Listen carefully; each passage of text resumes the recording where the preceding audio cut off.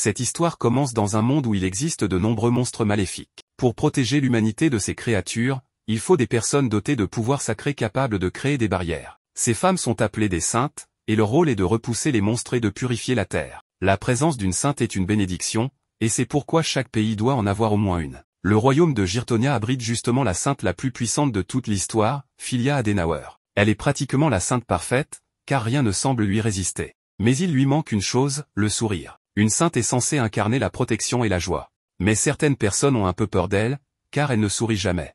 Jamais, au grand jamais.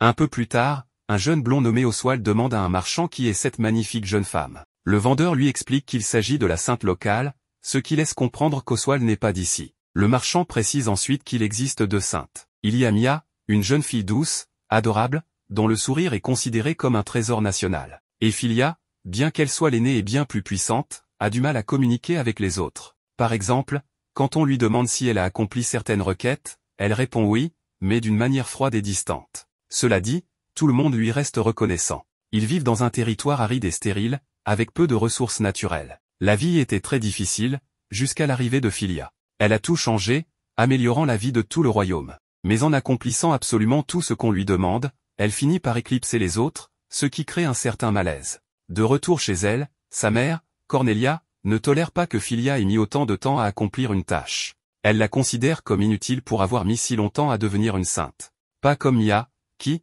grâce à sa charmante personnalité, est devenue sainte en à peine un an. Sans raison valable, cette femme se met à insulter sa fille, elle dit qu'elle a un sale caractère, qu'elle est un fardeau pour la famille, et qu'elle ferait mieux d'arrêter d'étudier autant la médecine pour se concentrer sur l'amélioration de sa personnalité. Filia ne comprend pas pourquoi les choses sont ainsi. Elle pensait que le rôle d'une sainte était de servir le royaume, ce qu'elle fait parfaitement. Mais chaque fois qu'elle se donne du mal, elle finit simplement par être encore plus isolée. Sourire? Être charmante? Elle ne sait tout simplement pas comment faire. Elle n'a jamais appris à sourire, et c'est peut-être pour ça que ses parents se sont détournés d'elle. Depuis toute petite, elle a vu comment ses parents donnaient tout leur amour à Mia, et pas à elle. Elle a donc compris qu'elle devrait travailler 2 fois plus dur pour gagner un peu d'affection. De son côté, Oswald continue d'enquêter sur Filia, et découvre que son nom de famille est Adenauer, une lignée célèbre pour avoir donné naissance à de nombreuses saintes. Filia est entrée à l'église à l'âge de 5 ans, où elle a appris le protocole, la magie et les arts martiaux. Elle explique qu'à défaut de charisme, elle a décidé de s'améliorer dans d'autres domaines. Ses parents l'ont envoyée dans une formation sainte très dure, où elle a dû survivre seule dans le désert, ou sous la neige pendant des jours entiers. Son propre mentor lui a rendu la vie impossible, lui lançant des paroles aussi blessantes que celles de sa mère. Après avoir passé autant de temps dans cet enfer, à poursuivre un objectif presque inaccessible, la pauvre Filia a fini par perdre toute capacité à sourire. Oswald lit alors qu'elle a été nommée sainte à 16 ans, et qu'elle est la meilleure de tous les temps. Aujourd'hui, à 19 ans, le roi a reconnu ses exploits et l'a fiancée au second prince de Gyrtonia, Julius. Mais l'enquête d'Oswald est interrompue, un chevalier vient le chercher pour l'emmener auprès de sa majesté. Filia, de son côté, raconte que suite à ses fiançailles avec le prince, elle pensait que ses efforts seraient enfin récompensés. Mais ça n'a pas du tout été le cas. En rentrant chez elle, elle retrouve sa sœur Mia, qui lit tranquillement dans sa chambre à elle, car elle trouve l'endroit plus agréable. Filia n'a jamais eu l'impression d'être chez elle, mais passer du temps avec sa petite sœur est la seule chose qui en vaille la peine. Mia lui demande ce qu'elle a dans cette boîte, et Filia lui avoue lui avoir acheté quelque chose en cadeau. Mia n'en revient pas, elle promet de le chérir pour toujours. Le lendemain, elle veut même accompagner sa sœur pour l'aider à acheter une tenue pour voir le prince Julius. Mais Filia lui dit qu'elle ne pourra pas, justement, elle doit le rencontrer demain. Elles conviennent donc de sortir un autre jour. Et Filia sent que, malgré toutes les difficultés, tant qu'elle est avec Mia, elle peut être heureuse. Pendant ce temps, le prince Julius parle mal de Filia avec ses subordonnés. Il pense qu'elle est devenue arrogante, simplement parce qu'elle est la plus forte. L'un d'eux affirme qu'on ne peut pas la comparer à la sainte légendaire qui avait sauvé le monde d'Asmodée, le grand archidémon. Julius est d'accord. Et comme il estime que Gyrtonia n'a pas besoin de 2 saintes, il met en place un plan pour se débarrasser de Filia. Mia marche en ville et on voit bien que tout le monde l'aime, car on vient rapidement lui offrir des cadeaux pour sa gentillesse et son dévouement. De son côté, Filia se demande pourquoi le prince Julius l'a convoqué. Elle remarque que le carrosse de sa famille est aussi présent et se demande si ses parents sont venus eux aussi. Peu après, elle le retrouve, et Julius lui dit être ravi d'avoir appris qu'elle avait éliminé seule les loups-garous du Nord-Ouest. Il ajoute même que les soldats se plaignent qu'elle leur vole leur travail et qu'elle leur donne des conseils sur leur formation. Il lui rappelle que ce n'est ni la place ni le rôle d'une femme. Filia ne comprend pas pourquoi il dit ça ni pourquoi il est de si bonne humeur. Julius lui révèle alors qu'il vient de recevoir une nouvelle, leurs fiançailles sont officiellement annulées. Filia lui demande une explication. Il avoue vouloir épouser Mia. Il ajoute que Filia est devenue trop parfaite, distante et désagréable, alors qu'une sainte devrait juste prier et ne pas se croire supérieure. Pour lui, Mia est bien meilleure, plus belle, douce et charmante. Il est convaincu que tout le monde choisirait Mia sans hésiter. Filia lui demande si Mia est au courant, mais il répond que non, même si à la dernière fête elle a tenté d'attirer son attention, donc elle sera sûrement contente. Les parents de Filia arrivent et approuvent ce nouveau mariage. George, son père, est content, et sa mère lui demande de partir pour que Mia puisse être heureuse. Filia ne sait pas si c'est juste, mais tant que Mia est heureuse, elle est prête à accepter. Cependant, Julius lui annonce qu'au cas où Mia refuserait, il a décidé de vendre Filia au royaume voisin de Parnacorta, dont la sainte est récemment décédée. Il leur a offert la meilleure sainte, Filia, et ils ont accepté en proposant une somme équivalente au budget annuel du royaume de Girtonia. Tout se déroule selon le plan, le peuple aimera Julius, il donnera 30% des gains à la famille Adenauer, qui deviendra noble. Julius pense sincèrement que tout le monde y trouvera son bonheur. Même George ne comprend pas comment un autre royaume peut payer autant, mais la mère de Filia dit qu'enfin elle a fait quelque chose de bien pour la famille, leur permettant d'accéder à la noblesse. Filia est sous le choc. Tout ce qu'elle a fait jusqu'ici n'était que pour être enfin reconnue, mais elle récolte le contraire. Pendant que Mia va voir sa sœur, Filia se prépare pour le voyage et se demande ce qu'elle a bien pu faire pour mériter un tel sort. Julius, lui, se demande déjà comment dépenser l'argent de la vente de la sainte. Un de ses subordonnés suggère de lui ériger une statue en or. Julius trouve ça exagéré puisque son père est toujours vivant, mais l'autre lui rappelle que le roi est malade depuis longtemps et que l'autre prince, Fernand, s'est retiré par peur. Julius sait qu'il sera bientôt roi, avec la couronne et Mia. Pendant ce temps, Filia a voyagé plusieurs jours, ce qui lui a bien fatigué le postérieur. Elle ne sait pas quoi penser de sa nouvelle vie à Parnacorta, ni des attentes qu'ils auront envers elle, surtout après un tel investissement. Elle se dit qu'elle devra sûrement travailler très dur pour le mériter. Mais au fond, elle se demande à quoi bon. Pourquoi une sainte doit-elle forcément avoir des obligations? Le carrosse s'arrête, on l'informe qu'il ne peut pas aller plus loin. Elle doit marcher pour traverser la frontière. Elle se demande s'il y a du monde ici et croise finalement des soldats, ainsi qu'Oswald, qui lui souhaite la bienvenue à Parnacorta. Elle ne sait tout simplement pas quoi penser. La vérité, c'est que l'accueil de Filia à Parnacorta a été très bon. Elle s'est vite rendue compte qu'on la traitait très bien, on lui a même envoyé une escorte, ce que Girtonia n'avait jamais fait. Elle pense qu'ils ont sûrement payé très cher pour elle, donc il est normal qu'on la protège, mais ce n'est pas tout. Quand elle arrive dans la ville royale, à Almbourg, au palais, elle est accueillie par Bjorn, le chef de l'église de Parnacorta. Tout le monde est très heureux de sa venue, ils lui ont même organisé une fête de bienvenue avec des gâteaux, des viandes, des pains, des sucreries, un peu de tout. Bref, une très belle fête, et ils étaient sincèrement heureux de la voir là. Mais Filia, elle, ne pensait qu'à une chose, travailler. Elle se demandait quand elle allait pouvoir commencer ses fonctions, parce qu'elle n'a jamais été très à l'aise avec les fêtes et la haute société. Mais bon, c'était sa fête de bienvenue, alors pendant qu'elle dégustait une délicieuse salade, qu'elle a beaucoup aimée, un homme s'approche, c'est celui qui est venu la chercher, son escorte. Elle pense évidemment que ce n'est qu'un simple garde, et quand il lui dit qu'il a lui-même préparé la salade, elle pense que c'est un fermier ou quelque chose comme ça. Quand il commence à se plaindre qu'il est difficile de cultiver en ce moment à cause du manque de pluie, elle s'apprête à faire tomber la pluie elle-même, mais elle est interrompue par Bjorn, qui appelle cet homme Votre Majesté. C'est là que Filia découvre que cet homme est en fait Oswald, le deuxième prince de Parnacorta. Elle est choquée d'apprendre que le prince lui-même est allé la chercher à la frontière. Mais ce n'est pas tout, il voulait aussi lui dire quelque chose, il s'agenouille devant elle pour lui demander pardon de l'avoir achetée, de lui avoir fait quitter sa maison, sa famille, son pays, tout son monde. Il est triste d'avoir été obligé de la faire venir ici, mais il la remercie pour son courage et ses efforts. Car après tout, elle a été envoyée presque par obligation, parce qu'ils avaient perdu leur précédente sainte, Élisabeth, et que le pays était à la merci des monstres et des calamités. C'était donc une bénédiction quand ils ont appris que Girtonia vendait l'une de ses saintes. Mais Oswald veut faire de ce royaume le nouveau foyer de Filia, un endroit qu'elle puisse apprendre à aimer. Filia pense à tout cela et se dit que ça ne va pas être facile, surtout à cause des mauvais souvenirs qu'elle garde de Girtonia et de la manière dont ils l'ont abandonnée. Mais en plus du second prince, elle fait aussi la connaissance de son frère aîné, le prince héritier Reinhard, le premier prince de Parnacorta, qui l'accueille chaleureusement en tant qu'invité d'honneur. Bref, les deux princes principaux du royaume sont venus personnellement la saluer. Après une balade en ville, elle remarque que les habitants, les commerçants, sont un peu inquiets, car ceux qui leur fournissent leurs marchandises n'ont pas pu arriver, ou ont été attaqués par des monstres sur les routes. Cela provoque une augmentation des prix, et maintenant que leur sainte Élisabeth n'est plus là,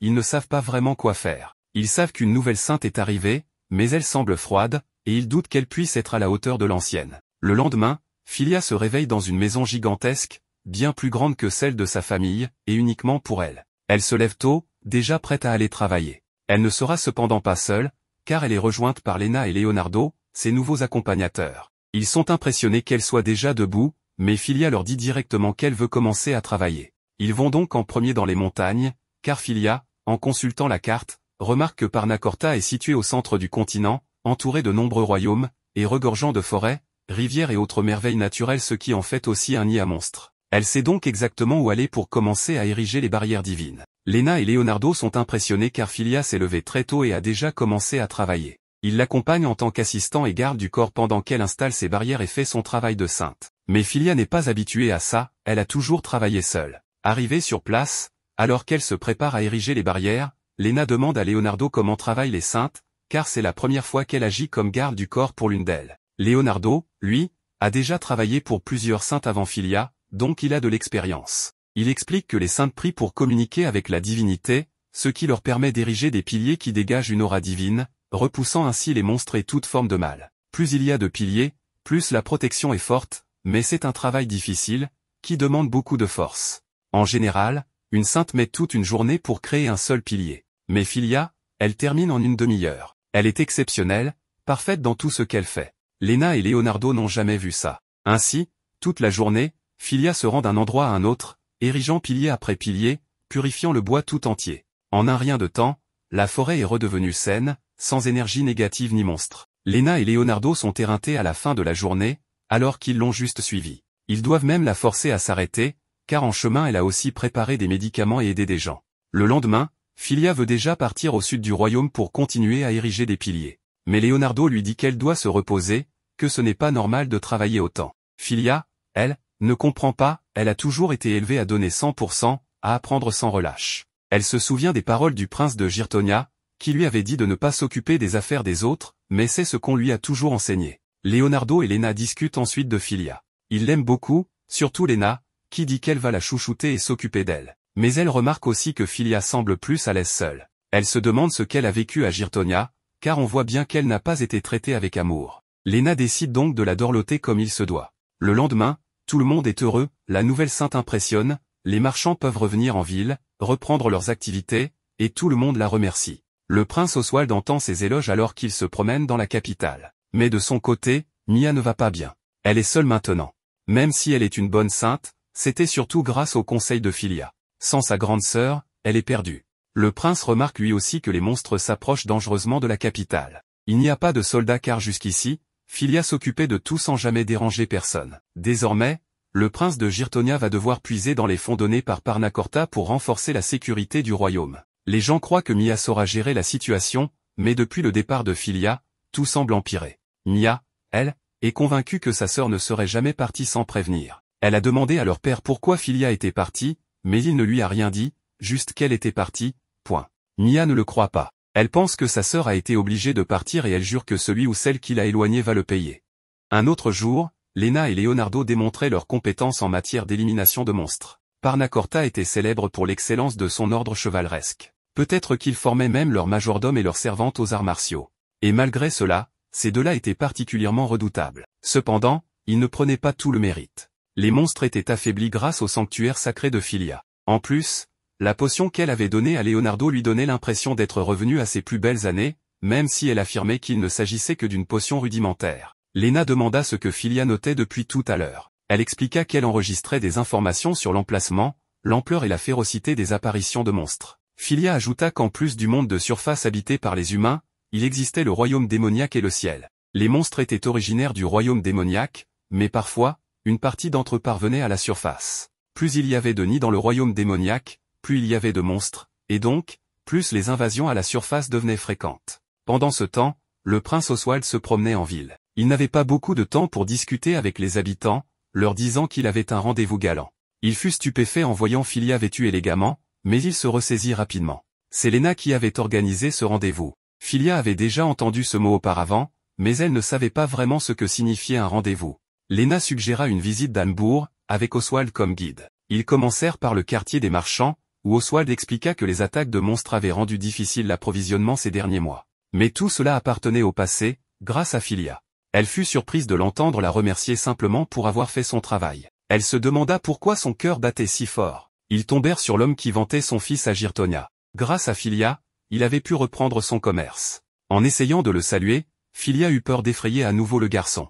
Mais au lieu de cela, il la remercia chaleureusement. Il était heureux que son père puisse retravailler. Ici, tout le monde voulait approcher Philia, mais le prince la saisit par le bras, s'excusant auprès des autres car elle lui était réservée aujourd'hui. Il l'emmena dans un restaurant, lui disant qu'elle pouvait commander son plat préféré. Mais Philia ne savait que choisir, habituée à l'idée de manger ce qui est comestible. Être ainsi servie était totalement étranger pour elle. Elle ne savait pas comment se comporter. Le prince Oswald éclata soudainement, la remerciant encore pour son travail, mais ajouta qu'il avait entendu dire qu'elle se surmenait. Il voulait qu'elle se repose aussi, et lui expliqua que le repos faisait aussi partie de son travail. Elle n'avait clairement jamais entendu ça auparavant. Il lui demanda ensuite de lui parler davantage d'elle. Ce qu'elle aimait, ce qu'elle n'aimait pas, ses intérêts, n'importe quoi. Il voulait apprendre à connaître non seulement la sainte, mais aussi Philia Adenauer, en tant que personne. Léna fondait intérieurement en regardant cette scène. Philia, elle, ne savait toujours pas quoi répondre. Elle n'avait jamais eu l'espace pour avoir ses propres pensées sur quoi que ce soit.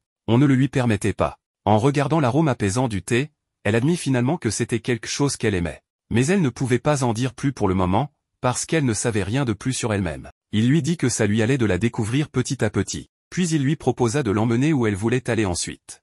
Elle eut alors accès au livre restreint de la bibliothèque du château. La quantité massive de monstres apparaissant récemment à Parnacorta ne pouvait pas s'expliquer uniquement par la géographie ou par l'absence précédente d'une sainte. Un phénomène similaire avait commencé à Girtonia juste avant son arrivée ici. Elle avait vu ce genre d'événement mentionné dans les anciens livres d'histoire girtoniens. Si son hypothèse était correcte, le royaume démoniaque était en train de se rapprocher de la surface. Mais Oswald ne comprenait pas ce qui fit pleurer Léna, car tout cela ne ressemblait plus du tout à un rendez-vous romantique. Il y a 400 ans, le royaume démoniaque s'était déjà approché du monde de la surface. Les monstres l'avaient envahi, semant le chaos. L'archidémon Asmodée profita de cette pagaille pour remonter des profondeurs du royaume démoniaque jusqu'à la surface. Les humains et les animaux furent massacrés en masse, et de nombreux royaumes furent menacés de destruction. Mais c'est alors qu'une sainte s'éleva pour lui faire face. Elle s'appelait Fianna Esfil, et serait plus tard connue sous le nom de Grande Sainte Fianna. Elle érigea d'immenses barrières qui purgèrent les monstres en un clin d'œil, puis sépara l'âme d'Asmodée de son corps prétendument invincible, afin de la sceller. Ainsi, la paix fut restaurée sur les terres, et l'histoire continua jusqu'à aujourd'hui. Le prince convoqua une conférence d'urgence en réponse à l'hypothèse de Philia. Il voulait aussi entendre les avis des autres. Philia expliqua que plus le royaume démoniaque se rapprochait, plus l'apparition des monstres allait probablement être multipliée par 10 à 20, et que les piliers de lumière ne suffiraient peut-être plus. Un des hommes présents émit des réserves quant à l'augmentation du budget de la défense du royaume sur la base d'une spéculation aussi incertaine. Philia comprenait cela. C'était normal qu'ils aient du mal à croire une fille venue d'un autre royaume, arrivée depuis peu. Elle se souvint que Julius lui avait dit qu'elle devait connaître sa place. Mais elle fut choquée d'entendre Oswald annoncer qu'ils allaient tripler les dépenses militaires. Il affirma qu'il valait mieux être préparé que de le regretter plus tard, et qu'il assumerait la responsabilité si cela ne donnait rien. Il mettait toute sa confiance en Philia. Elle se demanda comment il pouvait être aussi sûr de lui. N'avait-il pas peur d'être critiqué?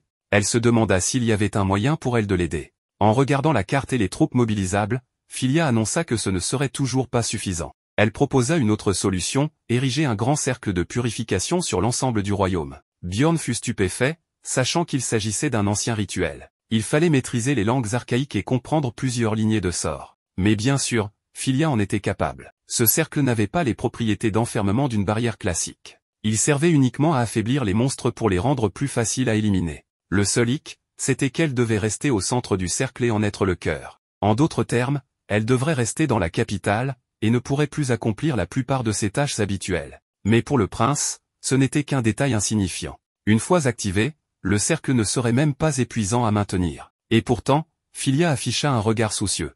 Dehors, Oswald la remercia à nouveau, mais en voyant son visage, il comprit que quelque chose la préoccupait.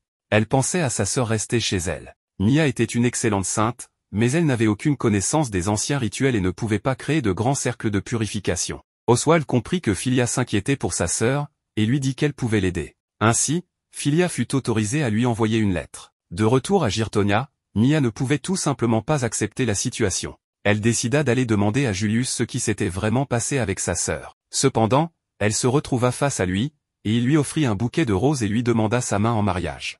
Elle n'en croyait pas ses yeux. À peine avait-il perdu sa fiancée qu'il en demandait déjà une autre en mariage. et à sa petite sœur, en plus, elle le trouvait tout simplement répugnant. Mia comprit alors pourquoi ses parents avaient été si indifférents au départ de Filia. Ils étaient probablement au courant de tout cela. Elle le détestait, mais elle avait besoin que Julius lui dise la vérité. Alors, elle décida de faire semblant, lui demandant un peu de temps pour réfléchir. Elle ne pouvait pas se permettre de l'affronter pour l'instant. Elle devait refouler ses véritables sentiments. Elle allait le distraire, le déstabiliser, et tirer de lui les informations qu'elle voulait. Elle n'avait aucun esprit stratégique, mais pour sa sœur, elle était prête à tout faire. Ce fut ce jour-là qu'elle commença véritablement son enquête. Dans le bureau de son père, elle trouva des plans pour un nouveau manoir et une pile de contrats. Dans la chambre de sa mère, elle trouva une nouvelle boîte de bijoux. Elle serra les dents en supportant les rendez-vous avec le prince pour gagner sa faveur, tout en continuant de remplir ses devoirs de sainte. Les monstres ne cessaient d'augmenter depuis le départ de sa sœur. Elle devait puiser dans toutes ses forces pour les repousser. Ses parents voulaient qu'elle se dépêche d'épouser Julius. Ils avaient même brûlé la lettre que Filia lui avait envoyée. Un jour, elle surprit une conversation entre des nobles à propos de Filia. Ils disaient que leur prince avait fait un joli profit et obtenu un titre de noblesse en la faisant partir. Ils traitaient Filia d'insupportable, et riaient en disant que c'était triste que son fiancé et ses parents la détestaient. La vérité éclata alors aux yeux de Mia. Elle avait voulu croire que ses parents étaient de bonnes personnes. Elle s'était déjà posé des questions sur la façon dont ils traitaient sa sœur, mais trop effrayée pour faire face à la vérité, elle réalisa qu'elle s'était aveuglée elle-même. Elle pleura, se demandant si Filia avait vécu toute sa vie dans un monde froid et cruel envers elle. Elle murmura pardon encore et encore. Elle retrouva ensuite le prince, qui continuait à dénigrer Filia pour avoir étalé ses talents et causé une avalanche de plaintes contre lui. Et dans le même souffle, il complimentait la beauté de Mia et la façon dont elle remplissait ses devoirs, ce qui la rendait malade et bouillonnante de rage intérieurement. Mais elle sourit, et lui dit qu'elle acceptait sa proposition. Son plan, se fiancer avec lui, l'emmener au sommet de l'extase en le gardant en laisse, puis, au moment venu, le trahir. Après tout, il devait être puni pour avoir trahi sa sœur. Cette nuit-là, Mia écrivit à Filia au sujet des monstres qui envahissaient les forêts de Girtonia. Des gens étaient blessés. Elle avait besoin des conseils de sa grande sœur. Elle ne pouvait pas compter sur Julius, comprenant qu'il ne se souciait pas du tout de ce royaume, car sinon, il n'aurait jamais vendu Filia. Mia s'effondra et jeta la lettre, changeant le ton de la suivante pour simplement demander à Filia des informations sur les anomalies en cours, retirant ainsi ses frustrations envers Julius et rendant la lettre plus formelle. Mia se demandait s'il servait à quelque chose d'écrire, pensant que si Filia avait remarqué des anomalies, elle aurait sûrement déjà envoyé des directives. Elle s'inquiétait, se demandant si Filia souffrait en ce moment même, avait-elle seulement quelqu'un à Parnacorta à ses côtés? Un autre jour, Parnacorta s'illumina de piliers de sainteté. Au château, les habitants s'étaient rassemblés. Oswald s'excusa auprès de Filia pour ce spectacle, mais son père lui avait dit que c'était une excellente occasion de présenter la nouvelle sainte au peuple. Ainsi, son travail fut ouvert au public en tant qu'événement. Filia ne s'en souciait pas vraiment. Richard arriva alors, remarquant que la décision de l'amener ici était la bonne, même s'il s'était disputé avec son frère à ce sujet. Oswald aurait préféré qu'il ne mentionne pas cette partie. Alors que Filia se mettait à l'ouvrage, Oswald lui fit savoir qu'il lui confiait le royaume, ce qui fit écarquiller les yeux de Filia. Elle pensa à quel point tout le monde ici était gentil, sincère, profondément attaché à leur royaume. Les habitants avaient des cœurs généreux et bienveillants. Même si elle n'était pas née ici, elle voulait protéger ces gens. Elle voulait rester la sainte de Parnacorta. Elle commença alors à appeler les vies de la terre et du ciel, exprimant sa prière. Le peuple la surnommait déesse, sa beauté étant sans égale en ces lieux. Elle érigea et activa le grand cercle de purification. Mais à peine eut-elle terminé qu'une voix diabolique chuchota qu'elle avait enfin été trouvée. Elle n'avait aucune idée de ce que c'était, mais n'eut pas le temps d'y réfléchir car tout le monde célébrait. Pendant ce temps, Lena parcourait les rues, recevant des présents des marchands pour leur nouvelle sainte bien-aimée, nourriture, vêtements, poudre pour le visage. Lena ne pouvait tout porter. Elle revint auprès de sa maîtresse, épuisée, et fut choquée de voir Filia travailler encore. Elle aurait aimé que Filia prenne au moins une pause, surtout qu'elle ne pouvait pas quitter la capitale. Amusant, car Filia voulait aussi faire une pause mais ne savait pas quoi faire d'autre. Ah, si c'était moi, je serais en train de dormir, pensait Lena. Lena trouvait terrible que Filia n'ait aucun loisir. Filia n'était pas très enthousiaste pour aller se promener, jardiner ou pêcher. Mais lorsque Lena parla de lecture, Filia montra enfin un peu d'intérêt. Filia lisait souvent des textes anciens et des manuels scientifiques, tandis que Lena préférait, comme on pouvait s'y attendre, les romans d'amour. Filia ne savait même pas ce que c'était qu'un roman d'amour, même si elle était elle-même l'héroïne d'un light novel romantique. N'ayant jamais lu ce genre d'ouvrage, elle supposait que c'était des études psychologiques de couples engagés dans une affection mutuelle. Lena trouva cette réponse à la fois proche et si éloignée de la réalité. Elle se demanda pourquoi Filia n'avait aucun intérêt pour les romans d'amour, malgré sa grande beauté. En vérité, Filia n'avait jamais eu l'occasion de lire pour le plaisir auparavant. Et Oswald lui vint alors à l'esprit. Lena proposa donc de lui prêter ses romans préférés. Oswald arriva à ce moment-là, souhaitant discuter de quelque chose avec Filia. Autour d'une tasse de thé, il évoqua sa dispute avec Richard à propos de l'idée de l'amener ici. Filia ne voulait pas que cela dérange Oswald, mais cela le tracassait quand même. Il avoua qu'il était contre l'idée d'acheter une sainte comme une marchandise. Richard était déjà tendu pour d'autres raisons, et les deux frères avaient perdu leur sang-froid. Même maintenant, Oswald trouvait que c'était mal d'acheter quelqu'un. Il affirma qu'il ne voulait plus jamais refaire cela. Cependant, il était heureux d'avoir rencontré Filia. Cela fit même rougir Filia. Puis Oswald aborda enfin le sujet principal de sa visite, proposer à Filia d'essayer d'être tutrice. Lors du dîner, Filia exprima ses inquiétudes quant à sa capacité à être une bonne mentor. Lena lui répondit en affirmant que Filia était excellente pour enseigner, car elle savait toujours donner des explications claires et faciles à comprendre concernant ses responsabilités. En plus de cela, Lena pensait qu'une sainte en formation ferait une excellente compagne pour Filia. Sachant que la disciple était plus jeune qu'elle, Filia se souvint de sa sœur. Elle fut attristée de ne pas avoir reçu de réponse à la lettre qu'elle avait envoyée à Mia. Filia leur dit que la nourriture était bonne, ce qui ravit les deux servantes. Elle avait l'habitude de manger en silence, mais récemment, elle avait réussi à exprimer ses sentiments. Leonardo était particulièrement heureux, puisqu'il était celui qui préparait ses repas ces derniers temps. Mais les deux servantes n'étaient pas les seules à avoir contribué. Tout ce qu'il y avait sur la table, légumes, fruits, viande et œufs, avait été envoyé par les habitants, en remerciement pour ce qu'elle avait fait. Même les fleurs. C'était presque comme si tout le royaume dînait avec eux. Filia rayonnait intérieurement. Échanger des livres avec quelqu'un, améliorer un repas grâce à de la compagnie. Après avoir été seule si longtemps, elle découvrait des choses qu'elle n'avait jamais connues. Pendant que Filia savourait son repas imprégné de l'amour du peuple de Parnacorta, Mia feignait de savourer son repas préparé avec les meilleurs ingrédients achetés grâce à l'argent de Julius. Mais de retour auprès de Filia, elle fut choquée de recevoir enfin une lettre de Mia. Elle comprit alors que Mia n'avait jamais reçu sa lettre, même si le messager royal de Parnacorta avait assuré à Leonardo l'avoir livrée au domaine Adenauer. Filia comprit que ses parents avaient dû détruire sa lettre. En entendant cela, Lena et Leonardo convoquèrent Imari. Imari était une autre membre de la garde personnelle de Filia, assignée par la famille royale. Elle avait en fait été aux côtés de Filia tout ce temps, dans l'ombre, depuis son arrivée. Imari était une ninja. Filia avait entendu parler des ninjas, des guerriers du royaume insulaire de Murasame, au nord-est, spécialisés dans l'infiltration et la reconnaissance. Imari accepta alors la mission de livrer directement des lettres à Mia, pour le compte de Filia et du clan Fuma. Filia s'inquiétait, sachant que Imari devrait traverser des forêts infestées de monstres et que ceux qui voulaient empêcher Mia de la retrouver pourraient lui nuire. Mais Imari avait confiance en ses capacités. Depuis l'ombre, elle avait vu Filia tenter de sauver ce royaume, et elle était prête à risquer sa vie pour sa maîtresse. Ainsi, Filia lui confia sa mission, en précisant que si elle risquait d'être découverte, elle devait fuir. Mais si possible, elle devait aussi protéger sa chère sœur, et si quelque chose arrivait à Mia, Imari devait s'enfuir avec elle. Pendant ce temps, Mia invoqua le dernier pilier de la journée, recevant les éloges des chevaliers pour avoir accompli les rituels plus vite que Filia. Mia trouva leurs compliments absurdes. Il était vrai qu'elle finissait plus rapidement les rituels, mais c'était tout. Ses barrières étaient bien plus fragiles que celles de Filia. Si un grand nombre de monstres apparaissaient soudainement, ces barrières se briseraient. Pour éviter cela, elle était obligée de forger plusieurs couches de barrières supplémentaires, ce qui, évidemment, prenait plus de temps. C'est alors qu'une horde de monstres surgit. Mia ne les remarqua pas approcher, pour une raison inconnue. En les éliminant, elle se retrouva seule, tous les chevaliers ayant fui comme des lâches. Quel genre de garde royale était-ce donc? Elle s'effondra d'épuisement directement dans les bras d'Imari, mais Mia prit Imari pour un jeune homme gentil et mystérieux.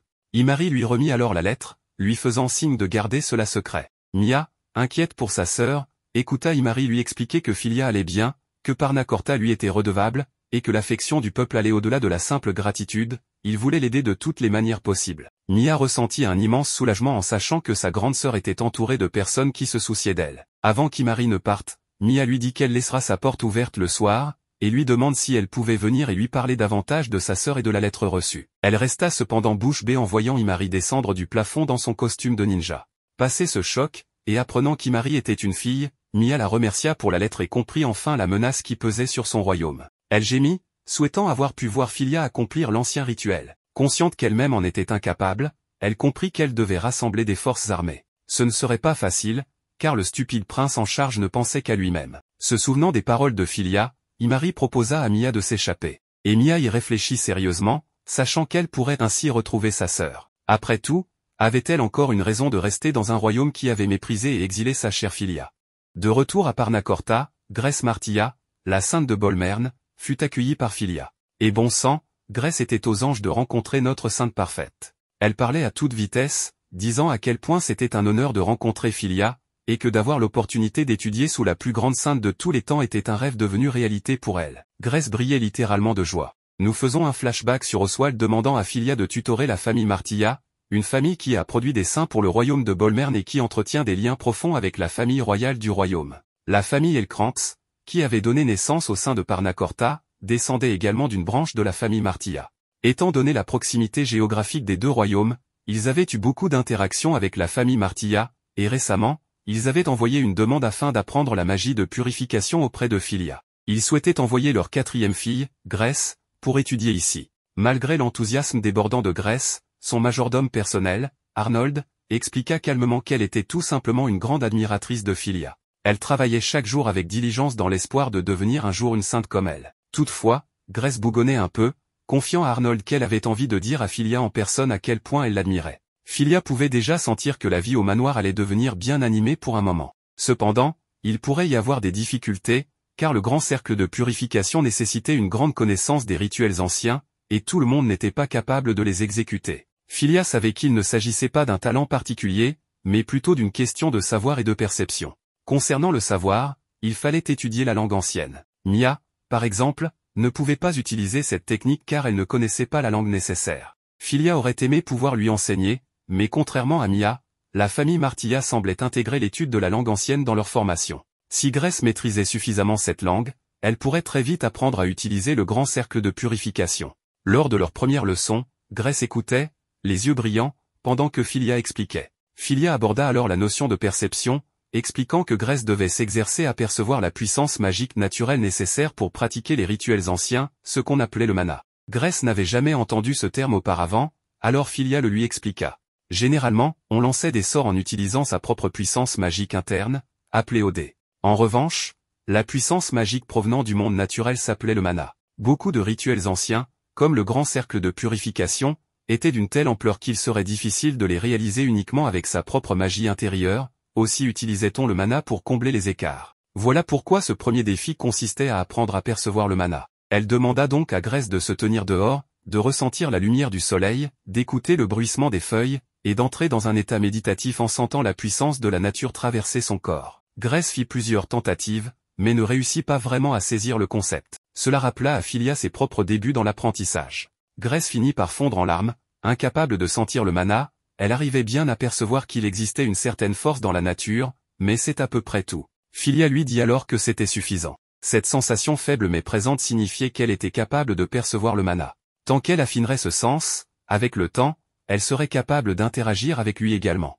Philia donna alors un exemple de la façon dont on peut visualiser le mana, en invoquant le rituel ancien, le manteau de lumière, faisant ainsi visiblement émaner le mana autour d'elle. Mais Grèce, en réponse, ne put que commenter à quel point Philia était belle, la comparant à un ange. Philia ne comprenait absolument pas ce qui se passait ici. On aurait dit que Grèce buvait littéralement chacune de ses paroles. Elle se demandait pourquoi quelqu'un d'un autre royaume, qu'elle n'avait jamais rencontré avant, la traitait ainsi. Soudain, Grèce s'exclama, honnêtement, vos livres, traités de la sainteté, sont ma Bible personnelle. Ah oui, Philia avait complètement oublié qu'elle avait publié des livres. Elle avait même refusé plusieurs fois les propositions de son éditeur, estimant que cela n'avait aucun rapport avec ses devoirs de sainte, mais avait fini par céder. Ces ouvrages n'étaient qu'une compilation des enseignements qu'elle avait acquis durant son temps en tant que sainte, ainsi que de ses recherches générales. Mais pour Grèce, ces livres de Philia l'avaient portée à travers ses heures les plus sombres. Quatrième fille d'une famille de saints, sans talent particulier, elle n'avait réussi à persévérer dans un entraînement intense que grâce à la lecture du traité de la sainteté,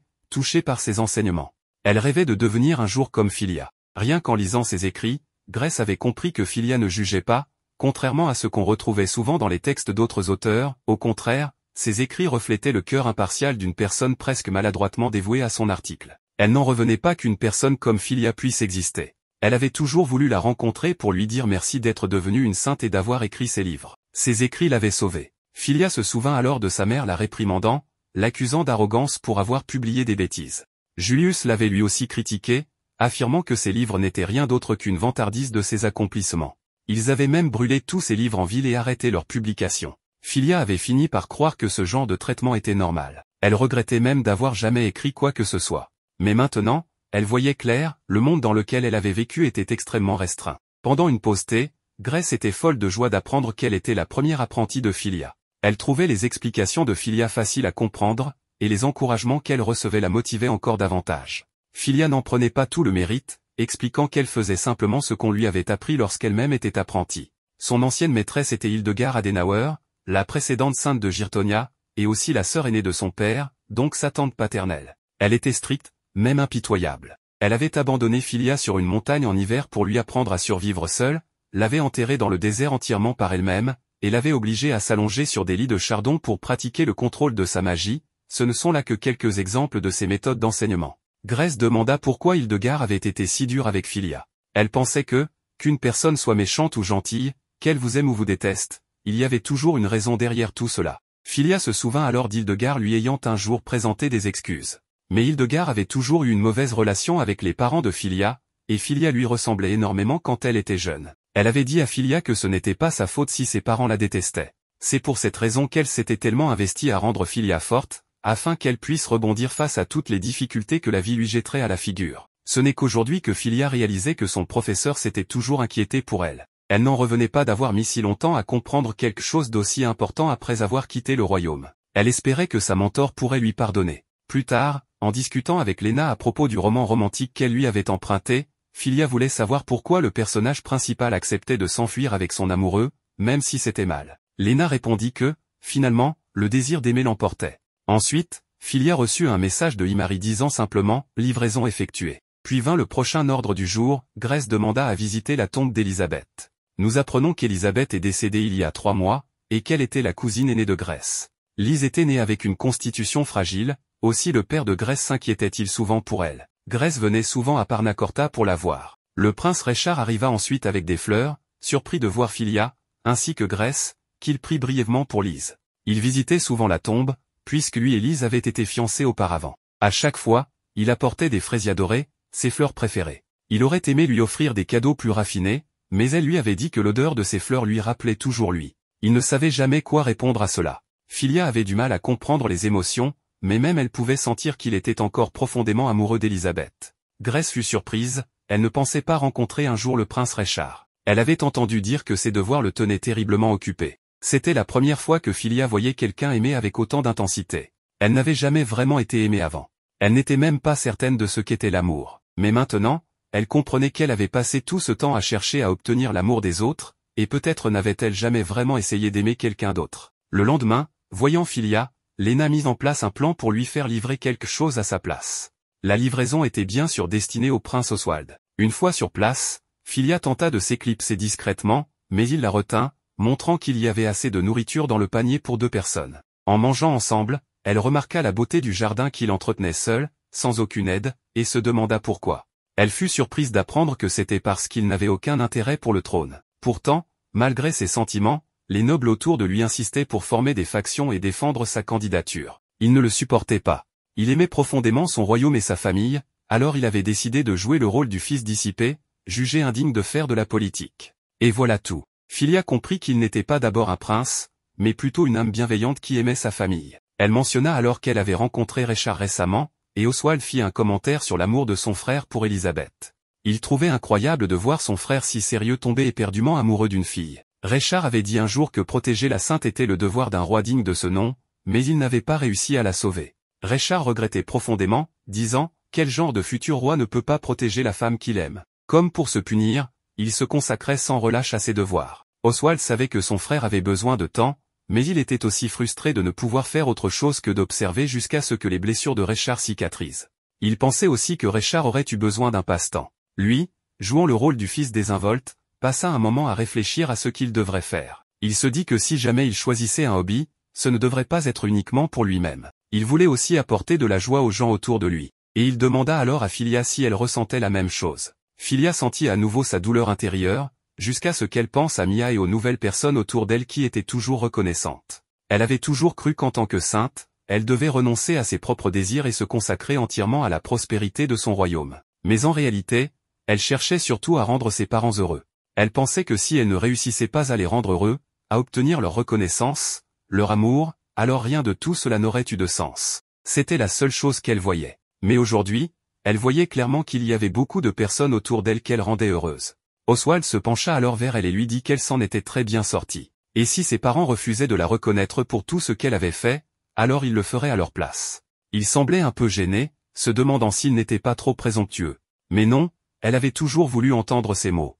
Les larmes aux yeux, elle le remercia. Plus tard, on voit que Grace progresse beaucoup dans sa perception du mana. Elle et son majordome échangent quelques taquineries, principalement parce qu'il est chargé de rapporter ses progrès à son père, et qu'elle voulait qu'il arrête de la traiter comme une enfant maintenant qu'elle a 15 ans. Philia ne put s'empêcher de penser qu'elle aussi voulait aider les habitants de ce royaume qui avaient été si gentils avec elle. Cela lui rappela soudain quelque chose concernant les rituels anciens, mettant fin à la leçon de Grace pour la journée. Cependant, dans le bureau de Richard, Oswald n'était pas content. Ils avaient reçu une demande du royaume de Girtonia exigeant qu'il leur restitue la Sainte Philia. Alors que la proposition de Mia de rassembler les troupes était rejetée par Julius en préparation à une riposte contre le royaume démoniaque, elle repensait à Imari, qui lui avait donné l'option de fuir Girtonia. Cependant, elle n'avait aucune intention de fuir l'homme même qui avait vendu sa sœur. Il continuait de la réprimander pour avoir adopté les mauvaises habitudes de sa sœur, lui rappelant que la politique était une affaire d'hommes et qu'il n'y avait aucune raison de financer ou mobiliser des forces pour quelque chose qui ne se produisait que tous les quelques siècles. En réponse, Mia lui demanda ce qu'il en était de la généreuse compensation qu'il avait reçue en envoyant Philia à Parnacorta, et il s'avéra qu'il avait déjà dépensé la majeure partie pour une gigantesque statue en or de lui-même qui devait être dévoilée à l'occasion de l'anniversaire de la fondation de leur nation. Mia fut furieuse en l'apprenant, et moi aussi je le serais. L'ego de ce type, qui ne fait rien d'utile au passage, est hallucinant. Le roi fit soudain irruption dans la pièce, ce qui fit légèrement reculer Julius. Le roi Fernando voulait confirmer que le royaume démoniaque approchait. Alors que Julius tentait une fois de plus de rejeter la confirmation de Mia sous prétexte qu'elle était une femme, le roi fit taire son fils, avec la logique évidente que personne ne connaissait mieux les monstres qu'une sainte. Il était déjà mécontent que Julius ait envoyé Philia dans un autre royaume sans son autorisation. En entendant cela, Mia vit sa suspicion confirmée, la vente de sa sœur était bel et bien une idée de Julius. Quel culot, ce second prince. Il prétendit que ce n'était pas son idée, mais que Philia avait insisté pour aller aider leurs pauvres voisins.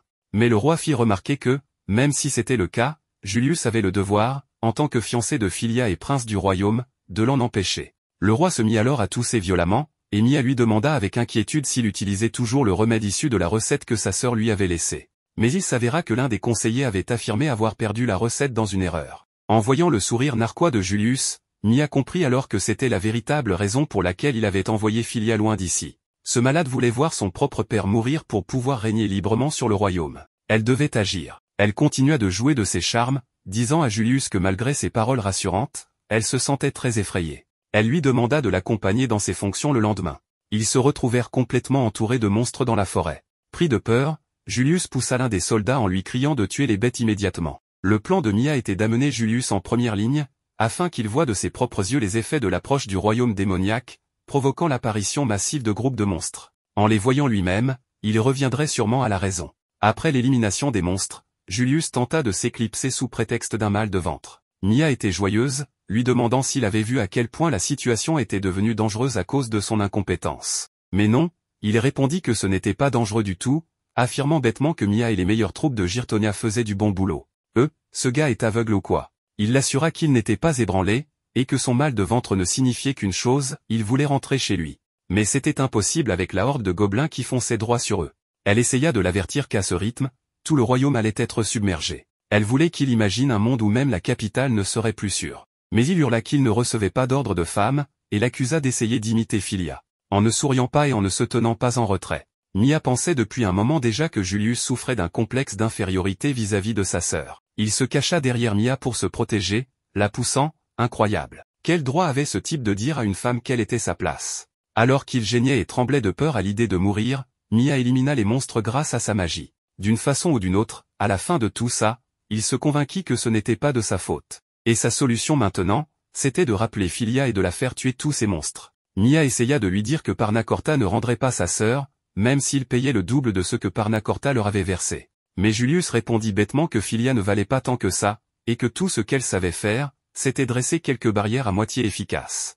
Il était frénétique, disant à Mia qu'elle n'avait pas besoin d'être comme Philia, qu'elle devait juste faire son travail aussi discrètement que possible. Mia comprit alors que, peu importe ce qu'elle dirait, il ne l'écouterait jamais. Elle devait encore trouver un moyen d'affronter le royaume démoniaque. Ailleurs, marchant dans les champs de blé, Mammon, un démon, et essayait de draguer une fermière de passage.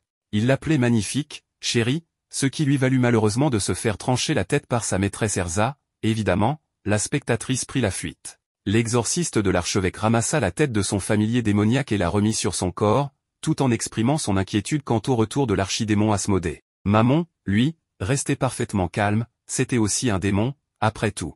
Mais Erza rappela à Mammon qu'Asmodée était bien plus haut placé que lui. L'âme d'Asmodée avait été scellée il y a 400 ans par la sainte Fianna, mais l'approche du royaume démoniaque affaiblissait ce sceau. C'est pourquoi l'Église avait envoyé ces deux-là pour cette mission. Tard dans la nuit, Julius était furieux. Depuis qu'il avait vendu Filia, sa vie n'était qu'un enfer. Il se demandait jusqu'à quel point elle comptait l'humilier. Depuis qu'il était enfant, il avait toujours fait de son mieux pour répondre aux attentes des autres. Son frère aîné était un reclus inutile. Tout le monde lui avait dit qu'il méritait de prendre le trône à sa place. Sa vie était parfaite, jusqu'à ce qu'il rencontre Filia. Il rejetait son titre de sainte parfaite, ajoutant que la seule chose dont une femme avait besoin, c'était d'être belle. Les femmes n'avaient qu'à sourire et être charmantes. Mais au lieu de ça, Filia donnait des ordres aux hommes et ignorait même ses opinions. Le marquis Pils apparut soudain pour confirmer la logique du prince. Il était là depuis tout ce temps, et disait maintenant à Julius qu'il était temps de montrer à Filia le véritable pouvoir du prodige de ce royaume, en parlant de Julius. Il expliqua qu'il restait encore un trésor laissé par sainte Fianna, soigneusement conservé. Ce trésor, dont Julius n'avait jamais entendu parler auparavant, était une bague cachée sous l'église de la capitale, renfermant tout le pouvoir magique de la légendaire sainte Fianna. Celui qui briserait ce sceau obtiendrait une puissance phénoménale. Il réussit facilement à persuader Julius d'aller le chercher, sous prétexte que plus jamais personne n'aurait à lui dire quoi faire. Il exploita ses insécurités, ajoutant qu'il pourrait même surpasser Filia. Julius transpirait à l'idée de montrer sa supériorité. Et avec le marquis brillant d'une lumière sinistre tout en quittant la pièce, et Julius se demandant comment il était arrivé dans le couloir, il devenait clair qu'il était simplement possédé par un démon. Du côté de Parnacorta, les compagnons de Filia avaient du mal à croire que Girtonia voulait son retour. Filia était attristée, sachant qu'elle devait rester dans la capitale pour maintenir le grand cercle de purification, c'est pourquoi elle avait envoyé Imari pour aider Mia à élaborer un plan. Mais elle soupçonnait le prince Julius de l'avoir contourné. Elle ne savait pas quoi faire. Oswald s'adressa à son regard inquiet, lui disant de regarder autour d'elle, car elle n'avait pas apporté ce fardeau seule. Il pensa que l'état de Girtonia nécessitait juste une amélioration et, en guise de compromis, il était prêt à envoyer les chevaliers de Parnacorta pour les aider. Ils étaient très compétents et pourraient aussi être utiles à Mia. Il voulait les soutenir et apaiser la conscience de Filia. Filia le remercia avec soulagement, puis se précipita frénétiquement pour lui préparer du thé. Plus tard, alors que Filia aidait Grèce à s'entraîner, elle fut informée qu'un message de Mia lui était parvenu. Elle apprit que sa recette destinée à soigner la santé déclinante du roi avait été détruite, et que le prince Julius était derrière tous les problèmes survenus à Girtonia. Mia faisait de son mieux pour tenter de le renverser politiquement. Filia n'arrivait pas à croire que sa sœur chaleureuse et gentille, qui ne voulait blesser personne, allait aussi loin. Filia décida de répondre en envoyant une recette améliorée à Imari. Elle était tellement meilleure qu'elle pourrait même guérir complètement le roi. Si le roi Fernando se rétablissait, elle croyait que la politique de Girtonia pourrait se stabiliser. Et avec les chevaliers de Parnacorta protégeant Girtonia, cela allégerait le fardeau de Mia. Elle pensait que cela suffirait, mais ne pouvait chasser l'inquiétude qui pesait encore sur son cœur. Elle espérait que sa sœur serait en sécurité. De retour à Girtonia, Imari proposa d'éliminer Julius personnellement. Elle suggéra le poison comme la méthode la plus efficace, à introduire dans son sang à l'aide d'une sarbacane. Mais Mia ne voulait rien d'aussi radical, elle voulait seulement lui retirer son pouvoir. Et en plus, si quelqu'un accusait Parnacorta de l'assassinat, cela pourrait provoquer une guerre totale. Elle voulait quand même qu'il paie pleinement pour la façon dont il avait traité sa sœur, qu'il s'excuse sincèrement et se repente de sa folie. Elle cria son désir de le voir banni du royaume. À cela, Imari rappela à Mia qu'elle pourrait y parvenir grâce à son statut de sainte. Mia remit en question la moralité d'un tel acte. En tant que sainte, elle était la protectrice de ce royaume et la sauveuse de son peuple. Elle se demandait si elle devait vraiment agir par pure rancune personnelle. Une fois tout cela terminé, se demandait-elle, pourrait-elle encore être leur saint? Et maintenant, elle ne se souvenait même plus du type de sainte qu'elle voulait être. Il y a 3 ans, Mia, alors âgée de 15 ans, reçut des éloges pour son travail et fut informée que sa grande sœur Filia ferait ses débuts en tant que sainte le lendemain. Elle fut choquée, car leurs parents ne le lui avaient jamais dit auparavant. Sa mère lui expliqua que c'était l'idée de Filia de quitter la maison et de s'entraîner à l'église pour devenir une véritable sainte, et qu'il voulait respecter son souhait, limitant leur contact avec elle à sa demande. Filia était d'1 an son aînée, et aussi loin que Mia pouvait s'en souvenir, elles n'avaient jamais vécu ensemble. C'était tout ce qu'il lui fallait pour enfiler une perruque, s'éclipser en douce et en apprendre plus. Elle se rendit dans la capitale sous déguisement, pour voir Filia créer des piliers de lumière dans sa première mission de sainte de Girtonia. Elle tenta de se faufiler pour avoir une meilleure vue, mais cela la fit se retrouver face à un monstre. Elle reconnut ses torts, sachant qu'elle venait d'une lignée sainte, mais n'avait jamais suivi d'entraînement, pensant pouvoir tout laisser à sa sœur. Elle n'avait jamais pris la peine d'apprendre quoi que ce soit, pas même à quel point c'était dangereux hors de la ville. Alors qu'elle hurlait à l'aide, Filia apparut, terrassant le monstre avec le jugement d'argent. Et tandis que Filia était appelée à participer à la cérémonie, Mia tomba à genoux, en larmes devant à quel point sa sœur ressemblait à une héroïne. C'était sa redécouverte de Filia, la plus puissante des saintes, et Mia voulut devenir comme elle. Aider les gens, peu importe leur rang. Devenir un bouclier pour protéger son royaume. La plus grande sainte de tous les temps, son modèle, son étoile du Nord. Sa sœur avait toujours combattu en première ligne de toutes ses forces. Même lorsqu'elle fut rejetée, même quand elle partit, elle ne se plaignit pas. Elle ne blâma personne, n'en voulut à personne, et ne chercha pas la vengeance. Elle pria simplement, en silence, pour la sécurité des autres. Mia versa des larmes, reconnaissant qu'elle ne pouvait sacrifier le symbole que représentait Filia pour satisfaire son propre désir de vengeance. Mais elle ne pouvait pas non plus supporter ceux qui avaient été si cruels avec la personne qu'elle admirait. Elle les haïssait tous. Elle comprenait cela rationnellement, mais ses émotions ne l'écoutaient pas. Imari lui attrapa les bras, pour lui dire que c'était normal. Elle dit à Mia de rester fidèle à elle-même, d'être honnête. De ne pas se forcer à devenir une sainte comme Filia, de ne pas croire qu'il existait une réponse évidente entre le bien et le mal, et surtout, de laisser son vrai cœur se révéler avec le temps. Imari était certaine que tant que Mia continuerait d'avancer, elle parviendrait un jour à surmonter ses émotions. Elle avait juste besoin d'être elle-même, et de travailler à sauver le royaume à sa manière. Mia s'illumina à cette idée, mais savait que trouver sa propre voie serait encore plus difficile que de ravaler sa colère. Néanmoins, elle voulait que sa fureur devienne l'étincelle qui embraserait son cœur. Elle allait continuer à haïr Julius comme une partie de ses obligations de sainte, et exposer ses plans pour le briser complètement. Elle acceptait son égoïsme, voulant à la fois le salut de son royaume, et la vengeance. Mais d'abord, elle devait confier les affaires politiques à quelqu'un d'autre jusqu'à ce que le roi se remette. Son plan était de faire appel au prince héritier Fernand, qui était confiné dans sa chambre par les partisans du prince Julius. Le matin, Pierre, un chevalier, rencontre Mia pour l'informer qu'il a été nommé chef de sa garde personnelle. Mais avant de se rendre à ses obligations, elle lui demande de l'escorter auprès du prince héritier Fernand.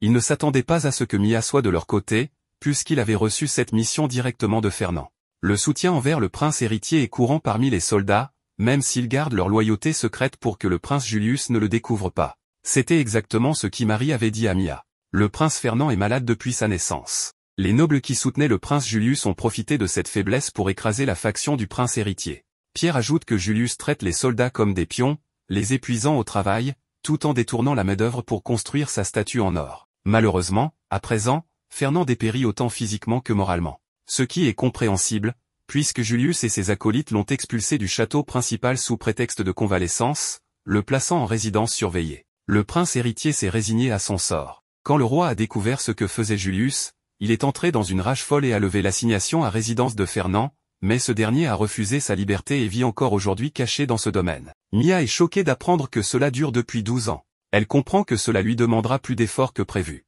Mais Girtonia n'a pas de temps à perdre. Elle doit absolument l'atteindre, coûte que coûte. Lorsqu'elle se présente devant Fernand, il se met à tousser immédiatement. Il est surpris, se souvenant que la fiancée de Julius s'appelait Filia. Mais quand Mia lui révèle tout ce qui s'est passé, Fernand comprend alors que Julius agit à la place de leur père et qu'il compte probablement l'écarter bientôt. Mia supplie le prince de se dresser contre son jeune frère et de sauver le royaume. Elle lui fait savoir que beaucoup de gens souhaitent le voir monter sur le trône. Fernand les rejette, affirmant que ceux qui veulent le voir gouverner ne sont que des traditionalistes attachés aux apparences, convaincus que l'aîné doit hériter. Mia répond avec émotion. Elle essaie d'expliquer que Girtonia est au bord du désastre, et que si Julius reste au pouvoir, le royaume tout entier chutera. Fernand lui demande alors pourquoi elle parle aussi mal de son fiancé, et s'il s'agit de haine. Voyant à quel point Mia est sincère, il lui demande ensuite de partir, se cache sous sa couverture et refuse de l'aider, se moquant du désastre potentiel. Ainsi, dans l'exercice de ses fonctions, Mia finit par s'écrier furieusement que les deux frères sont tellement têtus.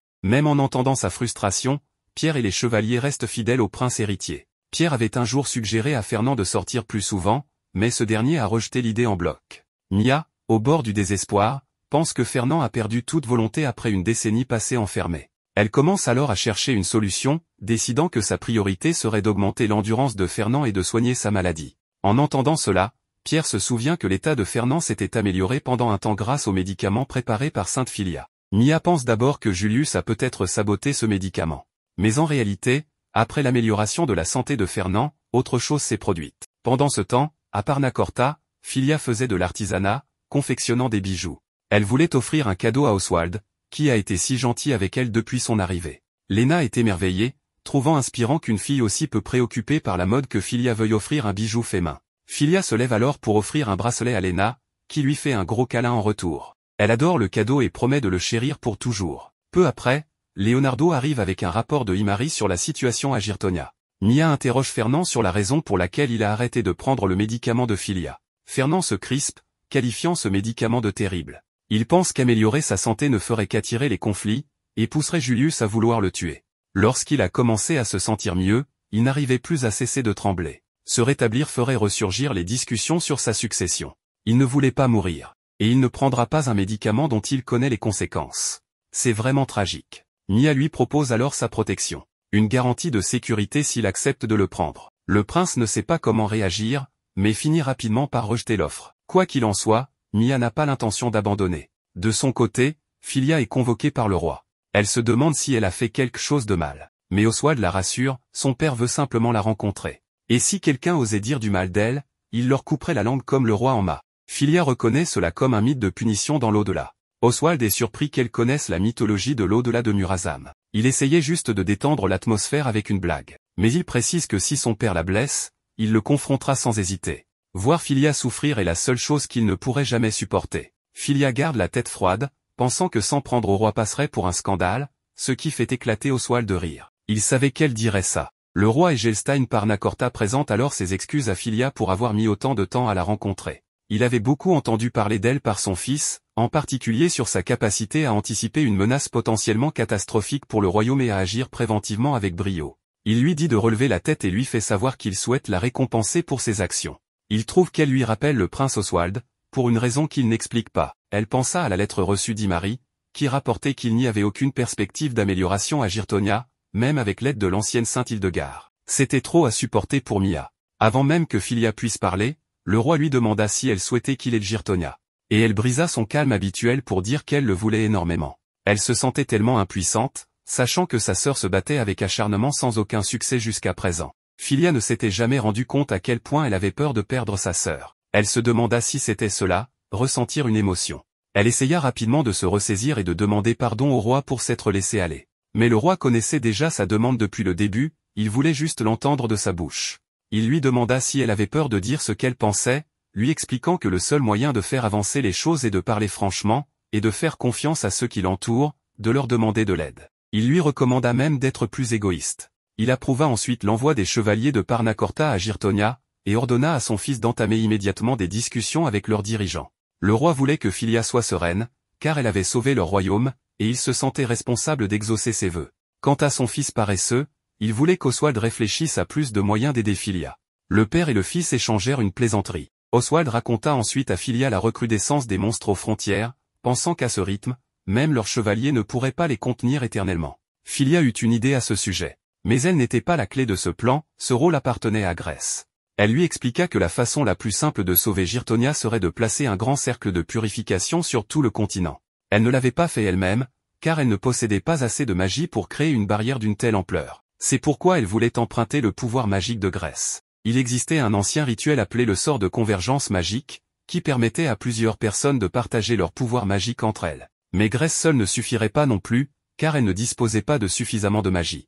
C'est pour cela que Filia voulait lui enseigner le sort de convergence magique, et que Grèce l'enseigne à ses 3 sœurs aînées, qui étaient toutes des saintes. 5 saintes pourraient suffire. Elle supplia Grèce de l'aider, et Grèce accepta avec grâce, voulant faire sa part en tant que première élève de Filia. Les leçons commencèrent, jour après jour, Grèce travailla si dur qu'elle s'effondrait de fatigue chaque soir. Richard vint la voir pendant un entraînement, trouvant l'idée excellente, car protéger tout le continent mettrait les autres royaumes en dette sans sacrifice de leur part. C'était un geste logique pour une sainte agissant dans l'intérêt de Parnacorta. Filia confirma que c'était vrai, mais ajouta que cela la rendait heureuse de se dévouer à sa famille, à ceux qui l'entourent, et à des milliers d'inconnus qu'elle n'avait jamais rencontrés. À ces mots, Richard pensa aux fraisiers dorés. Il fit remarquer que se consacrer aux autres et à la prospérité du royaume était une obligation sacrée à laquelle ils étaient tous destinés dès la naissance.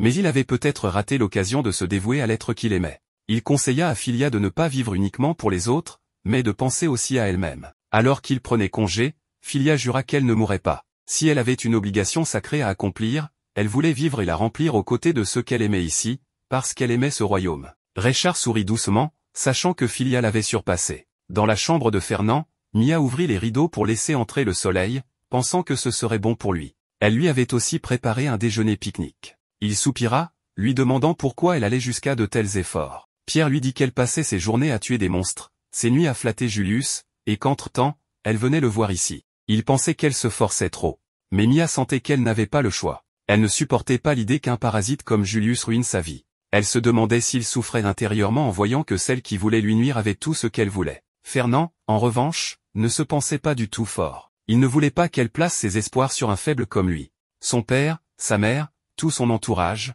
sa santé les avait toujours déçus. Et pourtant, à un moment donné, il s'était mis à s'y appuyer. Son frère l'appelait une créature inutile. Il se répétait constamment qu'il était faible et malade, donc qu'il n'avait pas le choix. Il avait décidé qu'il ne s'en sortirait jamais et avait abandonné tout effort. Il avait peur, pas de mourir, mais de faire face à l'échec qu'il a été pendant tout ce temps. Mia interrompit son monologue, lui disant qu'il était exactement comme elle. Il n'en revenait pas de voir des larmes sur son visage.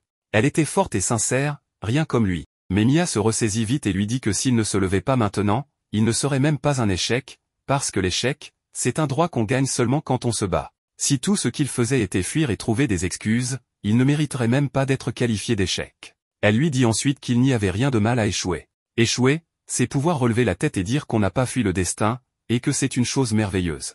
Elle était si passionnée qu'elle sortit de la pièce en courant. Cela fit réfléchir Fernand, était-il vraiment si semblable? Peut-être qu'elle avait aussi été déçue d'elle-même, mais elle n'avait jamais cessé d'avancer. Il ouvrit le panier, sourit à la nourriture qu'elle avait préparée, pensant qu'elle devait en avoir assez de lui à ce stade. Et pourtant, il se leva finalement, pensant qu'il pourrait aller la voir maintenant.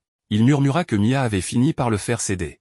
Près de la ligne défensive de la forêt sombre de Girtonia, Mia soignait les troupes revenues du combat. Pierre se sentait redevable envers Mia, mais Mia était tout aussi reconnaissante envers lui et son équipe. Il s'était chargé de la plupart des combats contre les monstres pendant qu'elle maintenait la barrière. Elle en avait assez de devoir constamment venir en aide à ses anciens camarades de la garde. De plus, le retour de sa tante Hildegard à ses fonctions de sainte avait été une bénédiction. Sans ce partage des responsabilités, Girtonia serait aujourd'hui en ruine. Mais même ainsi, cela ne leur avait fait gagner que quelques jours. La barrière érigée par Filia s'était brisée aujourd'hui. Et avec cela, une silhouette sombre s'était mise à traquer Sainte Filia. Elle s'était introduite dans la chambre de Filia, mais celle-ci l'avait rapidement piégée avec la technique, lien de la sainte, et la créature fut ensuite tuée par Erza. Filia reconnut en Erza une chasseuse de démons de l'église de Cremou. Erza était venue prévenir Filia de l'approche du royaume démoniaque, mais ne s'attendait pas à ce qu'Asmodée soit déjà assez puissant pour envoyer son ombre. Malgré tout, sa première cible était à 100% Filia.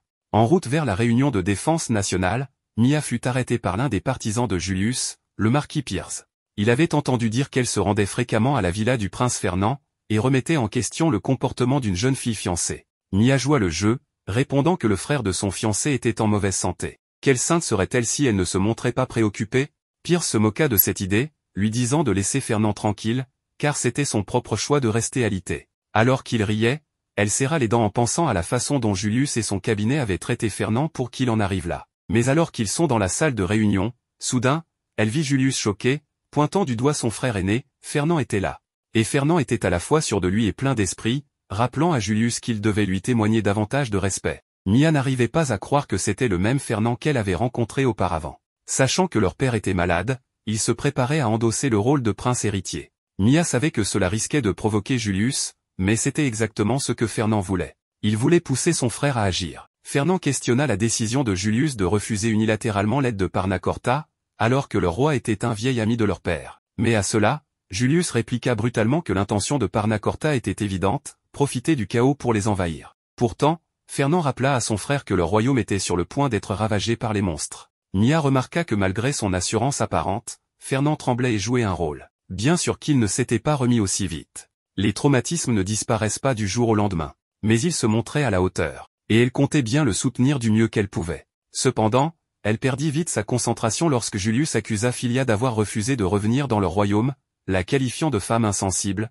incapable d'aider sa patrie dans l'heure du besoin. Julius se leva et déclara que leur priorité était de dépouiller le marquis Adenauer de ses biens et de son titre, car les parents du traître devaient être punis. Il mit fin à la réunion. C'était le mieux que Fernand pouvait faire pour l'instant, car les effets du médicament s'estompaient. Mia le remercia, soulignant à quel point il avait été impressionnant tout du long, et cela suffisait à le rendre heureux.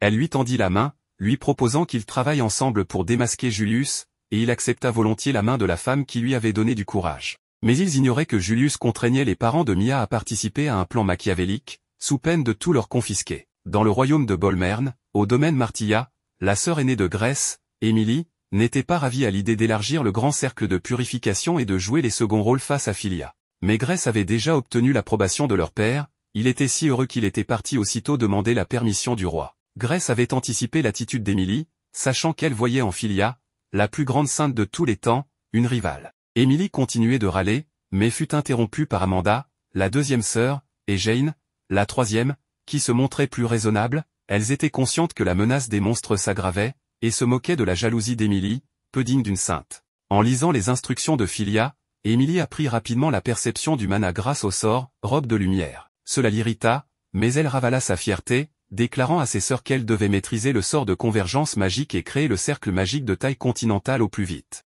Pendant ce temps, Pierre informa Mia du prochain coup de Julius.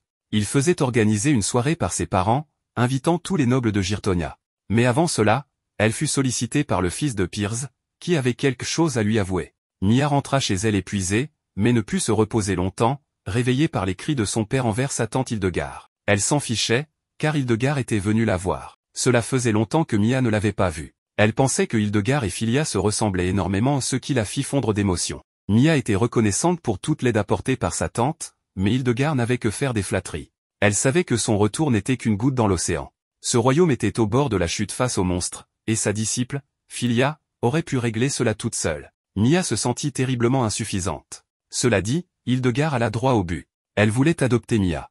Elle savait que la vengeance de Mia mènerait à la ruine de ses parents, tout comme celle de Julius.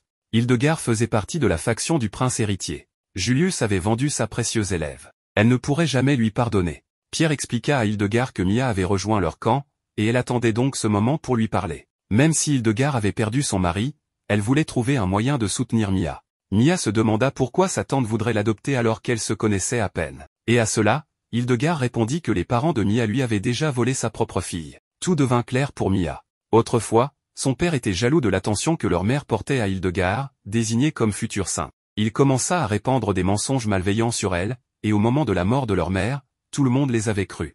Et bien qu'elle fût une sainte, Hildegard fut chassée de chez elle et perdit son statut au sein de la maison Adenauer. Son jeune frère, alors héritier de la lignée, se maria, mais n'eut pas d'enfant. En tant que chef d'une famille de saintes, il était impératif d'avoir une fille. Ils portèrent donc leur regard sur Philia, dont Hildegard était enceinte à l'époque. Lorsqu'il apprit que le bébé était une fille, il la lui vola, et fit courir la rumeur que l'enfant était mort-né. Quand Hildegard dit aux gens que Philia était sa fille, on crut qu'elle avait perdu la tête à cause du chagrin. Peu après, son mari, déjà malade, s'aggrava. Sa mort brisa le cœur d'Hildegard. Elle perdit toute volonté de se battre. Au final, la seule chose qu'elle put faire pour Philia fut de s'assurer qu'elle soit assez forte pour se débrouiller seule. Pour l'avoir abandonnée, elle se jugeait indigne de l'appeler « fille » et n'avait jamais eu l'intention de lui dire la vérité. Mia s'effondra, demandant pourquoi Hildegard lui révélait cela à elle. Mais tout simplement, c'était la vengeance personnelle d'Hildegard. L'image positive que Mia avait de ses parents vola en éclats. Cela avait marché. Le dernier espoir qu'elle avait en eux fut complètement anéanti. De plus, comme ces gens abominables avaient fini par avoir une fille, cela signifiait que c'était à cause de sa naissance que sa sœur avait été aussi maltraitée. Elle éprouva du remords envers la vie maudite qu'avait eue Philia. Hildegard eut l'idée d'adopter Mia après avoir reçu une lettre de Philia. Philia y parlait longuement de son inquiétude pour Mia, de l'amour qu'elle lui portait, et de la manière dont la gentillesse de Mia l'avait sauvée à l'époque. Mia et sa garde se retrouvèrent acculés. Chaque vague de monstres qu'elle vainquait était suivie d'une autre. Tandis qu'elle les combattait, Hildegard parcourait le royaume pour ériger des barrières. Mais à ce rythme, les piliers de lumière ne suffiraient pas. Le prince Julius refusait de reconnaître le danger, peu importe combien Mia insistait, il avait même refusé l'aide des chevaliers parnacortans envoyés par Philia. Elle ressentait viscéralement la présence du royaume démoniaque. Il n'avait plus de temps à perdre. Elle devait renverser Julius bientôt. Pendant ce temps, à Parnacorta, Elsa qualifiait d'insensée l'idée de Philia d'une barrière à l'échelle du continent. Mammon tenta de convaincre Elsa de ne pas être aussi pessimiste, mais cela lui valut simplement de se faire décapiter. En supposant que tout fonctionne, il devait ériger la barrière en 4 jours, sinon Girtonia ne survivrait pas. Reinhardt voulait confirmer la véracité de ses propos. Il était déjà au courant pour Elsa et Mammon, l'église l'ayant informé de leur arrivée. Il était venu dire à Philia que les chevaliers envoyés à Girtonia avaient été refoulés à la frontière, et même faussement accusés de profiter de la recrudescence des monstres pour envahir. Il expliqua que leurs chevaliers représentaient le pilier de leur défense, au même rang qu'un saint. Et si Girtonia n'avait réellement que 4 jours, il pourrait ordonner leur retour. Elsa approuva. Car si un chemin vers le royaume démoniaque s'ouvrait à Girtonia, l'éveil de l'archidémon Asmodée suivrait rapidement. Même avec le cercle de protection, pas même Parnacorta ne resterait indemne. D'autant plus qu'Asmodée était à la recherche de Philia. Cette nuit-là, Philia réfléchit à ce que lui avait dit Elsa à propos du cycle de la réincarnation. L'église de Crémaux enseignait que même lorsqu'ils mouraient et que leur corps se décomposait, leurs âmes subsistaient, renaissant encore et encore pour l'éternité. C'était important, car Elsa révéla que l'âme de Sainte Fianna, l'arche sainte qui avait scellé Asmodée, résidait en Philia.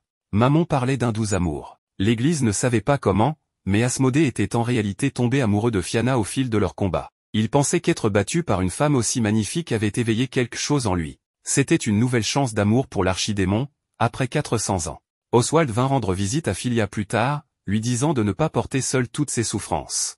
Elle ne savait pas pourquoi, mais ses paroles la calmèrent autant que l'arôme du thé. Oswald lui demanda alors soudainement de ressortir dîner avec lui une fois tout cela terminé. Léna rougit en voyant qu'Oswald invitait Philia à un rendez-vous, mais bien sûr, Philia ne comprit pas, répondant simplement qu'elle serait très heureuse de partager un repas avec lui. Cependant, voir son sourire radieux la fit également légèrement rougir. Mia ne pouvait pas croire que Julius organisait une fête en ce moment. Une crise sans précédent était en cours. Julius vint chercher Mia pour lui dire de rester à ses côtés ce soir. Le prince Fernando fit ensuite son apparition, et tout le monde commença à s'agiter à propos de ses problèmes de santé. Fernando s'adressa à son peuple avec confiance, leur annonçant qu'avec son père malade, il ferait tout pour les aider à traverser cette crise. Le peuple applaudit son discours, et Mia le trouva impressionnant. Julius interrompit rapidement et bruyamment leur conversation, puis dit à Mia qu'il devrait fixer une date pour leur réception de mariage et l'annoncer à tous. Elle ravala son agacement, suggérant d'attendre la fin de la crise. Mais ce à quoi elle ne s'attendait pas, c'était qu'au moment où Julius leva son verre pour un toast, Fernando s'effondrerait, empoisonné. Le peuple fut pris de panique. Mia le vérifia, ne sentant ni respiration ni pouls. Elle pouvait encore le sauver. Elle devait juste concentrer tout son cœur et son âme dans un sort de résurrection. Mais Julius la tira en arrière, lui disant qu'il ne voulait pas qu'elle fasse ça, provoquant un souffle de stupeur générale. Il venait en gros d'admettre qu'il avait empoisonné son frère devant tout le monde. En plus de cela, les gardes rapportèrent que le roi était mort une autre partie du plan de Julius. Il éclata de rire de manière démoniaque en proclamant qu'il était maintenant roi, et que personne ne pouvait lui résister. Il cria que son père, qui lui avait refusé le trône, et son frère, qui refusait d'abdiquer malgré sa maladie, s'étaient mis en travers de son chemin. Il voulait que cela serve d'exemple à tous ceux qui oseraient l'affronter, et se sentaient enfin libres. Mia lui demanda pourquoi il allait aussi loin, mais pour un homme comme Julius, le monde existait pour le servir. Il lui dit qu'il devrait se marier immédiatement, lui offrant la royauté à ses côtés, mais Fernando repoussa son jeune frère. Il savait que Julius planifiait tout cela depuis longtemps, depuis que le fils du comte Piers avait dit à Mia que Julius comptait tuer à la fois Fernando et le roi. Il voulait aussi protéger leur royaume. Le sang sur Fernando était simulé. Il avait fait semblant de boire le vin, puis avait fait éclater une poche préparée à l'avance et s'était effondré dramatiquement, livrant une performance très convaincante. Julius fut choqué d'apprendre que leur père était également vivant. Les assassins qu'il avait envoyés avaient été neutralisés par Imari. À ce stade, Julius avait mérité la peine de mort pour trahison. Mais, fidèle à sa réputation de pire prince, il se mit à s'effondrer, traitant Fernando d'incompétent reclus.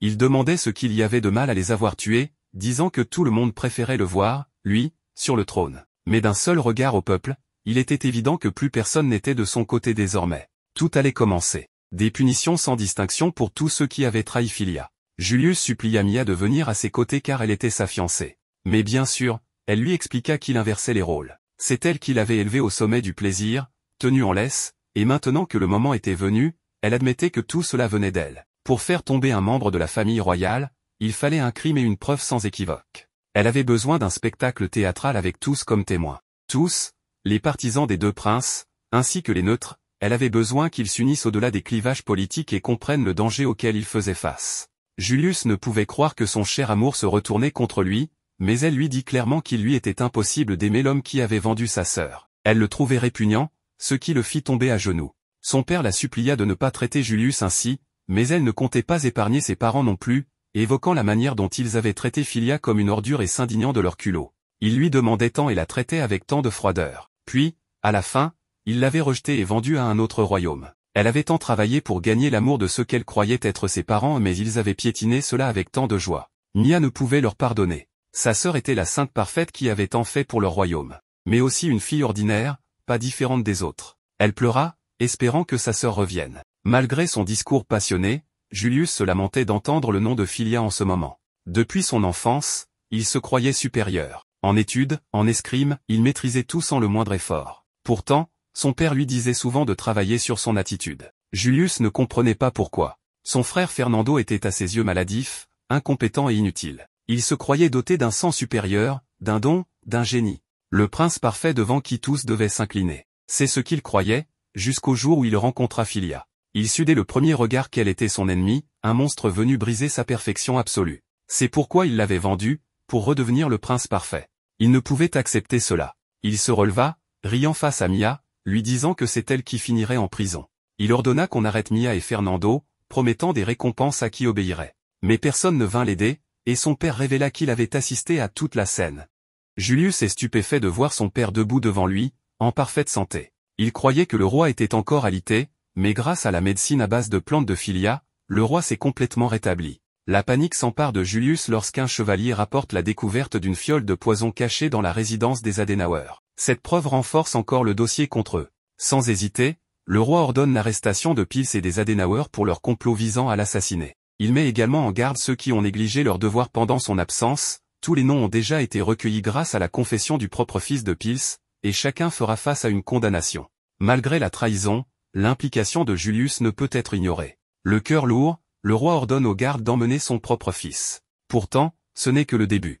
Le plan de Mia pour mener une contre-attaque contre les monstres sous la direction du roi a réussi, mais une menace plus grande se profile. La véritable bataille se trouve au-delà de leurs frontières, dans le royaume des démons lui-même. Pendant ce temps, à Parnacorta, alors qu'elle discute avec le prince Reinhard et le prince Oswald, Filia apprend que les gardes de Parnacorta sont enfin entrés à Girtonia. Bien que ce retard ait pu aggraver la situation, il croit encore en une lueur d'espoir. Alors qu'il parle, Grace arrive avec de bonnes nouvelles, sa mission a été un succès. Elle donne à Filia un collier orné d'une gemme, expliquant qu'il la relie à ses 3 sœurs. Chaque sœur possède désormais une gemme identique, et ensemble, elles permettent à leur énergie magique de se connecter en une seule. Ce lien est crucial pour le rituel qu'elles doivent bientôt accomplir. En unissant leur mana, le rituel sera plus puissant et plus efficace. Sans perdre de temps, elles commencent le rituel immédiatement, se concentrant profondément et priant de toute leur force. Alors que Filia entame l'incantation, ses sœurs ressentent la connexion à travers l'éclat de leur collier. Le prince Oswald et le prince Reinhard observent, émerveillés, une lumière éclatante remplir l'espace, bien plus brillante et puissante que celle utilisée par Filia pour former le grand cercle de purification. Le cercle commence à s'étendre rapidement, traversant les frontières et atteignant des terres lointaines. Grace, impressionnée, est certaine qu'il a déjà atteint Bolmern. Mais juste au moment où le rituel semble réussir, Filia ressent soudain quelque chose d'étrange. Comme Filia le craignait, Girtonia n'a pas été sauvée. Surgissant de nulle part, Elsa et Maman apparaissent. C'est Elsa qui annonce la mauvaise nouvelle, le grand cercle de purification n'a couvert que la moitié ouest du continent. Bien que la magie utilisée ait été puissante et largement suffisante, elle n'a pas pu atteindre Girtonia. L'état de la région est bien plus chaotique que Filia ne l'avait prévu, perturbant le flux du sortilège. En conséquence, le cercle n'a formé que la moitié de ce qu'il était censé être. À cet instant, la panique envahit Filia. Elle a échoué, et pour la première fois de sa vie, elle ne sait pas quoi faire ensuite. Sa seule chance de sauver sa sœur lui a échappé sous les yeux. La seule option restante est d'aller à Girtonia elle-même et d'ériger une barrière de lumière directement à l'intérieur de ses frontières. Cela semble être une solution raisonnable, mais sans Filia dans la capitale de Parnacorta, le grand cercle de purification perdra sa puissance. Le regard de Filia se tourne vers Grace. Maintenant que leur mana est lié, Grace peut servir de nouvelle source de magie pour le cercle. Bien que cela semble risqué, Grace accepte sans hésiter. Elle pense que Filia doit se rendre à Girtonia pour sauver sa sœur et promet de protéger Parnacorta à sa place. Cependant, juste au moment où tout semble enfin se mettre en place, le prince Reinhard s'oppose fermement à cette idée. La sainte de Parnacorta est trop importante pour être mise en danger. Il envisage même de retirer les chevaliers qu'il a envoyés, maintenant que le cercle n'a pas réussi à s'étendre au-delà de l'ouest. Le prince Oswald tente de le raisonner, mais Reinhard le fait taire, prêt à affronter leur colère si cela signifie protéger le royaume. Elsa, qui écoute non loin, se range également du côté de Reinhard. Girtonia est déjà en train de s'effondrer, et Filia pourrait arriver trop tard pour la sauver. Pire encore, l'archidémon Asmodée pourrait réapparaître à tout moment et cibler directement l'âme de Filia. Sa vie est la clé de l'avenir de leur royaume, donc, Malgré la douleur de ce choix, la décision la plus sûre et la plus logique est qu'elle reste là où elle est, en sécurité. Bien sûr, Filia connaît les conséquences de ses actes, mais elle ne peut supporter l'idée d'abandonner sa sœur. Alors que le désespoir commence à l'envahir, le prince Oswald s'avance et lui rappelle qu'elle n'est pas seule. Il la soutiendra, quelle que soit sa décision. À cet instant, Filia trouve une clarté. Elle veut sauver sa sœur, quel qu'en soit le prix. Avec une conviction inébranlable, elle le déclare, et Oswald répond par un sourire discret, restant fermement à ses côtés. Le prince Reinhard est furieux. Ce qu'ils font est insensé, et l'idée de perdre son frère aussi est insupportable. Mais Oswald reste calme et sûr de lui. Il n'a aucune intention de laisser quiconque se perdre. Il attire Filia près de lui fait un signe de tête et décide qu'il est temps d'agir. Malgré les protestations de Reinhard, leur décision est prise. Avant de partir, ils échangent un dernier regard avec Reinhard et lui promettent en silence de revenir sains et saufs. Elsa et Maman observent également en silence, sans chercher à les arrêter. Même si les chances sont minces, ils savent que rien ne peut changer le chemin choisi par Filia et Oswald, et ils ne peuvent qu'espérer le meilleur. Le prince Oswald et Filia entament leur voyage vers Girtonia à cheval, déterminés à sauver sa sœur. Ils chevauchent rapidement, conscients que le temps presse. Pendant ce temps, Mia combat aux côtés de Imari et des chevaliers du royaume, luttant pour repousser des vagues incessantes de monstres. Chaque effort ne fait que retarder l'attaque, ils ne vainquent pas les créatures, ils ne font que les ralentir. Mia a érigé barrière après barrière, mais pour chaque barrière qu'elle crée, de nouveaux monstres apparaissent. Sa magie s'épuise, et les chevaliers se fatiguent. Soudain, ils aperçoivent une nouvelle lueur d'espoir, les gardes de Parnacorta sont arrivés pour les aider, repoussant les monstres. Mia se réjouit intérieurement, pensant que l'aide de sa sœur est enfin arrivée. Mais juste au moment où les choses semblent s'améliorer, la barrière qu'elle vient de créer se brise, et tous les monstres affluent en masse. Tout le monde reste figé alors que des centaines de monstres réapparaissent depuis la forêt sombre. À ce stade, il semble n'y avoir aucune issue. Bien qu'il serait tentant de rejoindre sa sœur, Mia sait qu'elle ne peut abandonner ses responsabilités à Girtonia. Même Imari pense qu'il est peut-être temps de saisir Mia et de s'échapper, mais à leur surprise, Mia s'avance vers les monstres. Tout en pensant à tout ce qu'elle aurait pu faire si elle était partie avec Imari à Parnacorta, elle avance et détruit tout sur son passage, utilisant toute sa magie pour défendre le royaume. Même avec une chance de s'échapper, Mia ne la saisit jamais, car elle pense qu'elle ne mérite pas d'être sauvée. Au fond d'elle, elle se blâme pour la souffrance de sa sœur, estimant qu'elle n'a pas le droit d'être sauvée. À cet instant, Pierre se souvient d'une conversation avec le prince Fernand à propos de Mia. Elle était déterminée à se venger de ceux qui avaient fait souffrir sa sœur, y compris elle-même. Fernand lui avait donc demandé de garder un œil sur elle, au cas où. En se tournant vers Mia, Pierre la voit s'effondrer. Des larmes coulent sur son visage alors qu'elle crie de douleur, murmurant des excuses destinées à sa sœur. Sa voix tremble, comme si elle décidait que ce jour serait celui de sa mort. Au même moment, Filia et Oswald poursuivent leur voyage vers Girtonia, priant en silence pour ne pas arriver trop tard. À Girtonia, une horde massive de monstres entoure Mia, mais elle refuse d'abandonner. Au lieu de se laisser dévorer, elle utilise jusqu'à la dernière goutte de sa magie, bien plus qu'elle ne le devrait. À chaque sortilège, son corps s'affaiblit, mais elle continue sans hésiter, considérant cela comme un sacrifice digne pour sauver son royaume. Pierre, choqué, refuse de la laisser tomber seule. Il ordonne rapidement aux gardes de protéger la sainte, juste à temps pour la protéger alors qu'elle s'effondre au sol, inconsciente et épuisée. Dans son esprit, Mia plonge dans un gouffre sombre, froid et sans fin, où elle flotte sans poids. Elle pense que c'est enfin la fin, mais soudain, elle entend une voix l'appeler, c'est sa sœur. Le son l'a atteint juste assez pour qu'elle ouvre brièvement les yeux et voit le ciel s'éclaircir. Juste à temps, Filia arrive avec le prince Oswald à cheval. Ensemble, ils éliminent rapidement les monstres restants autour de la zone. Avant que Mia ne s'évanouisse complètement, elle ressent la chaleur familière de la présence de sa sœur. Même dans son état affaibli, elle sait que Filia est là, essayant une fois de plus de la sauver. Maintenant que les monstres sont affaiblis, Imari ordonne rapidement aux chevaliers de charger et de terminer la bataille. À sa surprise, des visages familiers de Girtonia apparaissent, Lena et Leonardo, qui ont suivi Filia et Oswald avec l'aide d'Elsa et de Maman, arrivent également. Voyant l'état fragile de Mia, Filia se précipite à ses côtés et commence immédiatement à lancer un sortilège de guérison. Le pouls de Mia est faible, et les dégâts semblent irréparables, mais Filia refuse d'abandonner. Elle continue à lancer le sortilège encore et encore, les mains tremblantes de peur face à ce qui pourrait arriver. Bien que Filia ait du mal, Oswald la serre contre lui, ce qui l'encourage davantage. Avec cet élan, Filia redouble d'efforts. Après plusieurs tentatives désespérées, Mia en trouve enfin les lèvres et émet un léger son. Mia se réveille enfin, et Filia est submergée de soulagement. Sans un mot, elle serre sa sœur dans ses bras, reconnaissante de l'avoir en vie. Au-dessus d'eux, le grand cercle de purification s'étend désormais à travers le ciel de Girtonia. Mia partage doucement à quel point elle avait peur de ne jamais revoir sa sœur, mais Filia, au-delà de son rôle de sainte, c'est qu'elle a aussi un devoir en tant que sœur de Mia. Même si ce n'était pas la décision la plus sage, elle a choisi de la sauver, quoi qu'il arrive. À cet instant, Mia commence à révéler tout ce qu'elle a traversé ces derniers jours. Elle raconte à Filia comment elle a découvert la vérité sur la souffrance de sa sœur,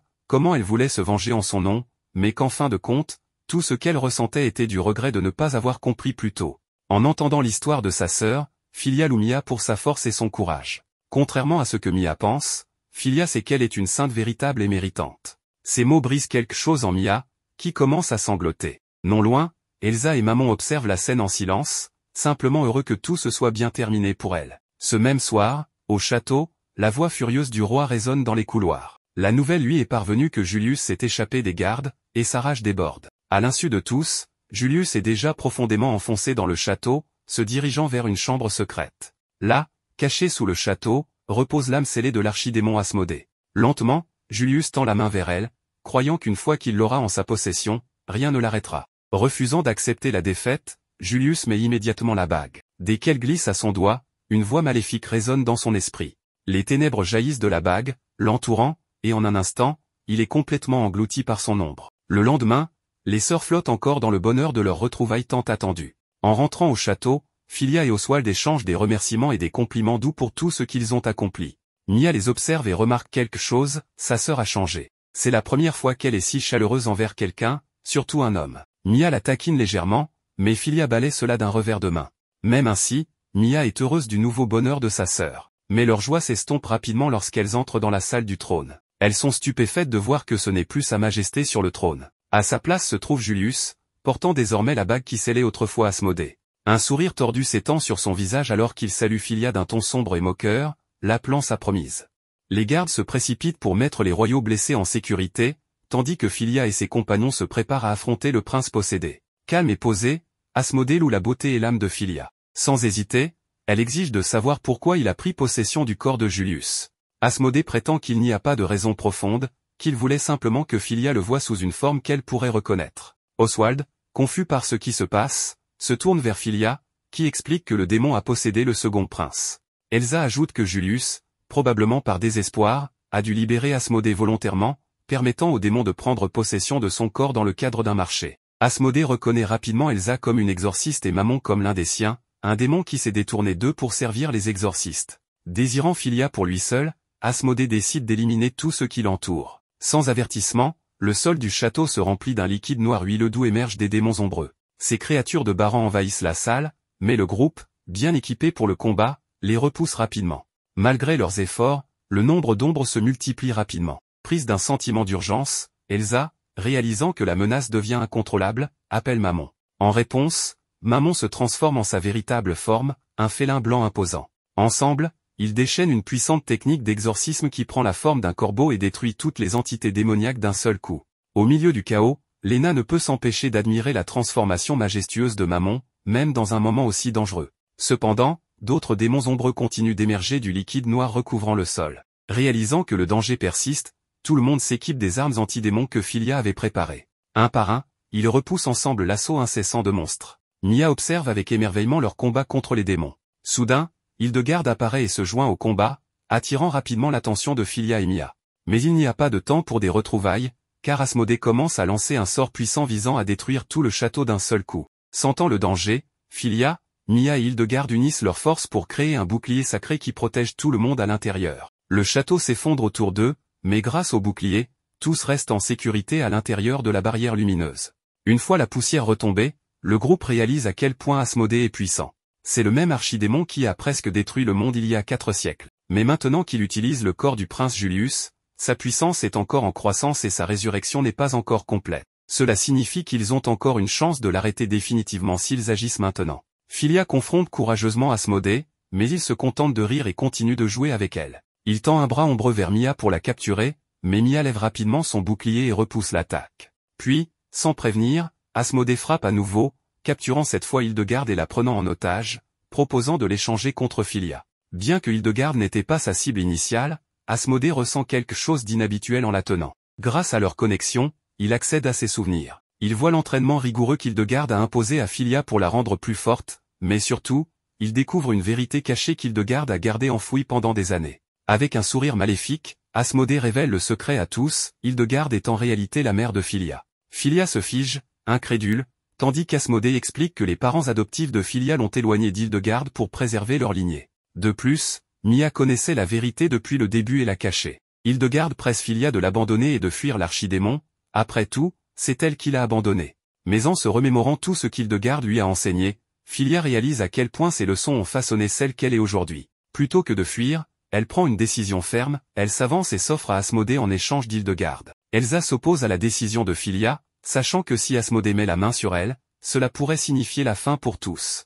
N'ayant pas d'autre choix, Elsa décide de prendre les choses en main. Elle fait rapidement signe à Maman de suivre son plan. Alors que Filia commence à marcher vers Asmodée, Elsa lui crie de s'écarter. Une série d'attaques s'abat soudain sur Asmodée, mais elle ne le blesse pas. Cependant, l'assaut n'était pas destiné à le blesser directement. Avant qu'il ne puisse réagir, son bras ombreux se brise, libérant Hildegarde de son emprise. Furieux de l'interférence d'Elsa, Asmodée se précipite vers elle à une vitesse fulgurante, avec l'intention de l'éliminer. Elsa n'a pas le temps de se défendre. En un éclair, Asmodée frappe, mais ce n'est pas Elsa qui encaisse le coup, Filia se jette devant elle, prenant l'attaque de plein fouet pour la protéger. Asmodée, surpris, observe Filia blessée. Plutôt que de la tuer, il décide de prendre son âme ailleurs. D'un seul geste, il saisit Filia et disparaît, laissant tout le monde sous le choc. Le reste du groupe crie de douleur et de rage face à ce qui vient de se passer. En tant qu'exorciste, Elsa peut localiser la présence de Filia, mais elle refuse d'aider, craignant le danger que cela pourrait représenter pour tous.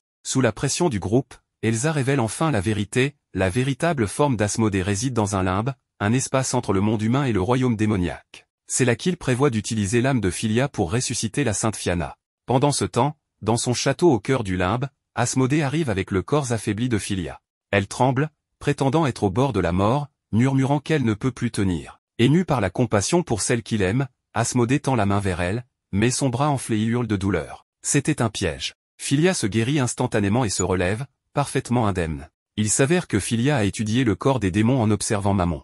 Elle a découvert que les démons possèdent non seulement du sang, mais aussi une magie qui circule dans leur corps. En infusant sa propre magie dans ce flux, elle a perturbé l'équilibre, causant des dommages internes intenses. Alors qu'Asmodée tente de parler à Filia, proclamant son amour éternel pour elle, elle reste impassible. Sans hésiter, elle lance un sort puissant pour tenter de le détruire complètement. Cependant, Asmodée est incroyablement rapide et parvient à s'enfuir dans une chambre scellée du château avant que la magie ne l'atteigne. De retour à Girtonia, le groupe lutte toujours pour trouver un moyen de rejoindre Filia. Elsa sait comment entrer dans le limbe, mais refuse d'impliquer des royaux ou des saints dans des affaires démoniaques. Mammon révèle alors qu'en tant que démon, il a le pouvoir de se téléporter entre les royaumes, mais il y a une limite, pour ramener Elsa et Filia en sécurité, il ne peut emmener qu'une personne supplémentaire. Elsa proteste immédiatement contre cette idée, inquiète des risques, mais elle comprend l'inquiétude profonde des autres pour Filia. Sans hésiter, Oswald, Léonard, Mia, Jimari et Lena prennent la parole en même temps, chacun expliquant passionnément pourquoi il devrait être celui qui accompagne Mammon dans le limbe.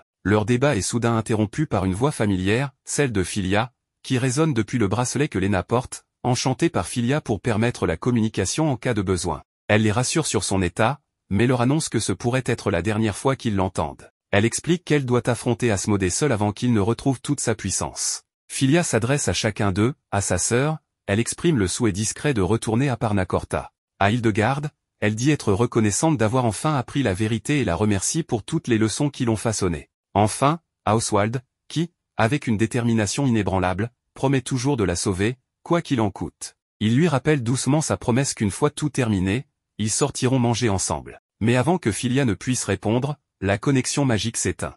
Après que la conversation avec Filia s'interrompt brusquement, Oswald devient encore plus déterminé à accompagner Elsa pour la sauver. Malgré le refus ferme d'Elsa, même envers la royauté, Oswald tient bon, déclarant que Filia est la personne la plus importante dans sa vie. Il insiste sur le fait qu'il est prêt à tout risquer, même sa propre vie, pour assurer sa sécurité. Sa sincérité touche les autres. Mia, émue par les mots d'Oswald, s'avance et presse Elsa de le laisser partir. Bien qu'elle veuille elle-même être celle qui les accompagne, elle cède sa place pour Oswald. Léonard, Jimari et Lena, qui ont écouté en silence, apportent également leur soutien total. Voyant que tout le monde est parvenu à la même décision, Elsa n'a d'autre choix que d'accepter, bien qu'à contre-cœur. Elle consent à emmener Oswald avec elle et Mammon, même s'il n'y a aucune garantie qu'ils reviendront vivants. Bientôt, Mammon ouvre un portail vers le limbe. Avant leur départ, Hildegarde se tourne vers Oswald et lui demande de prendre soin de sa fille. Oswald hoche la tête avec assurance, promettant de ramener Filia saine et sauve, un sourire sur le visage. À cet instant, Mia comprend enfin pourquoi, parmi tous, c'est Oswald qui a su faire fondre la glace autour du cœur de Filia. Soudain, des taches sombres semblables à un liquide apparaissent sur le sol, et des figures ombreuses commencent à émerger à nouveau. Avant que la situation ne dégénère, Elsa, Maman et Oswald sautent dans le portail, laissant Girtonia derrière eux. Pendant ce temps, dans le limbe, Filia avance vers Asmodée. En chemin, elle s'arrête brièvement en voyant le prince Julius allongé, inconscient, sur le sol. Il est clair qu'Asmodée a désormais pleinement adopté sa véritable forme, ne se cachant plus dans le corps de Julius. La joie d'Asmodée est impossible à dissimuler, après 4 longs siècles, il se tient enfin face à Filia, ou plutôt l'âme réincarnée de Fianna. Il ne souhaite rien d'autre que de passer l'éternité avec elle. À ses côtés repose ce qui semble être le corps de Fianna, magnifique mais sans vie. Asmodée révèle fièrement qu'il a fallu 200 ans et les meilleurs fabricants de poupées pour créer le réceptacle parfait pour son âme. Il explique le rituel, une fois l'âme de Filia transférée dans ce réceptacle, ses souvenirs en tant que Fianna reviendront pleinement, et ils pourront enfin être ensemble. Bien qu'il espère qu'elle se soumettra volontairement, il réalise rapidement qu'elle ne le fera pas et qu'il devra user de la force pour plier sa volonté. Asmodée utilise son bras ombreux pour saisir Julius, inconscient, derrière Filia, et lui demande de choisir. Il est curieux de savoir si Filia sauvera la vie de son ancien fiancé. À sa grande surprise, Filia n'hésite pas. Malgré les abus de pouvoir de Julius, sa trahison et la souffrance qu'il lui a causée, elle choisit de le sauver. Sans hésiter, Filia se rend à Asmodée, mais elle le supplie de libérer Julius d'abord. Cependant, l'archidémon refuse, insistant pour sécuriser Filia avant de le relâcher, craignant d'être à nouveau pris au dépourvu par sa magie. N'ayant pas d'autre choix, Filia obtempère. Alors qu'Asmodée commence à se réjouir, ses ombres s'enroulent autour d'elle, prêtes à s'emparer de son âme. Mais juste au moment où son emprise se resserre, un éclair tranche les ombres. Quelqu'un descend d'en haut, c'est Oswald. À cet instant, le cœur de Filia se stabilise. Au fond d'elle, elle savait qu'Oswald viendrait pour elle. Elle a toujours eu foi en lui, et il vient de le prouver.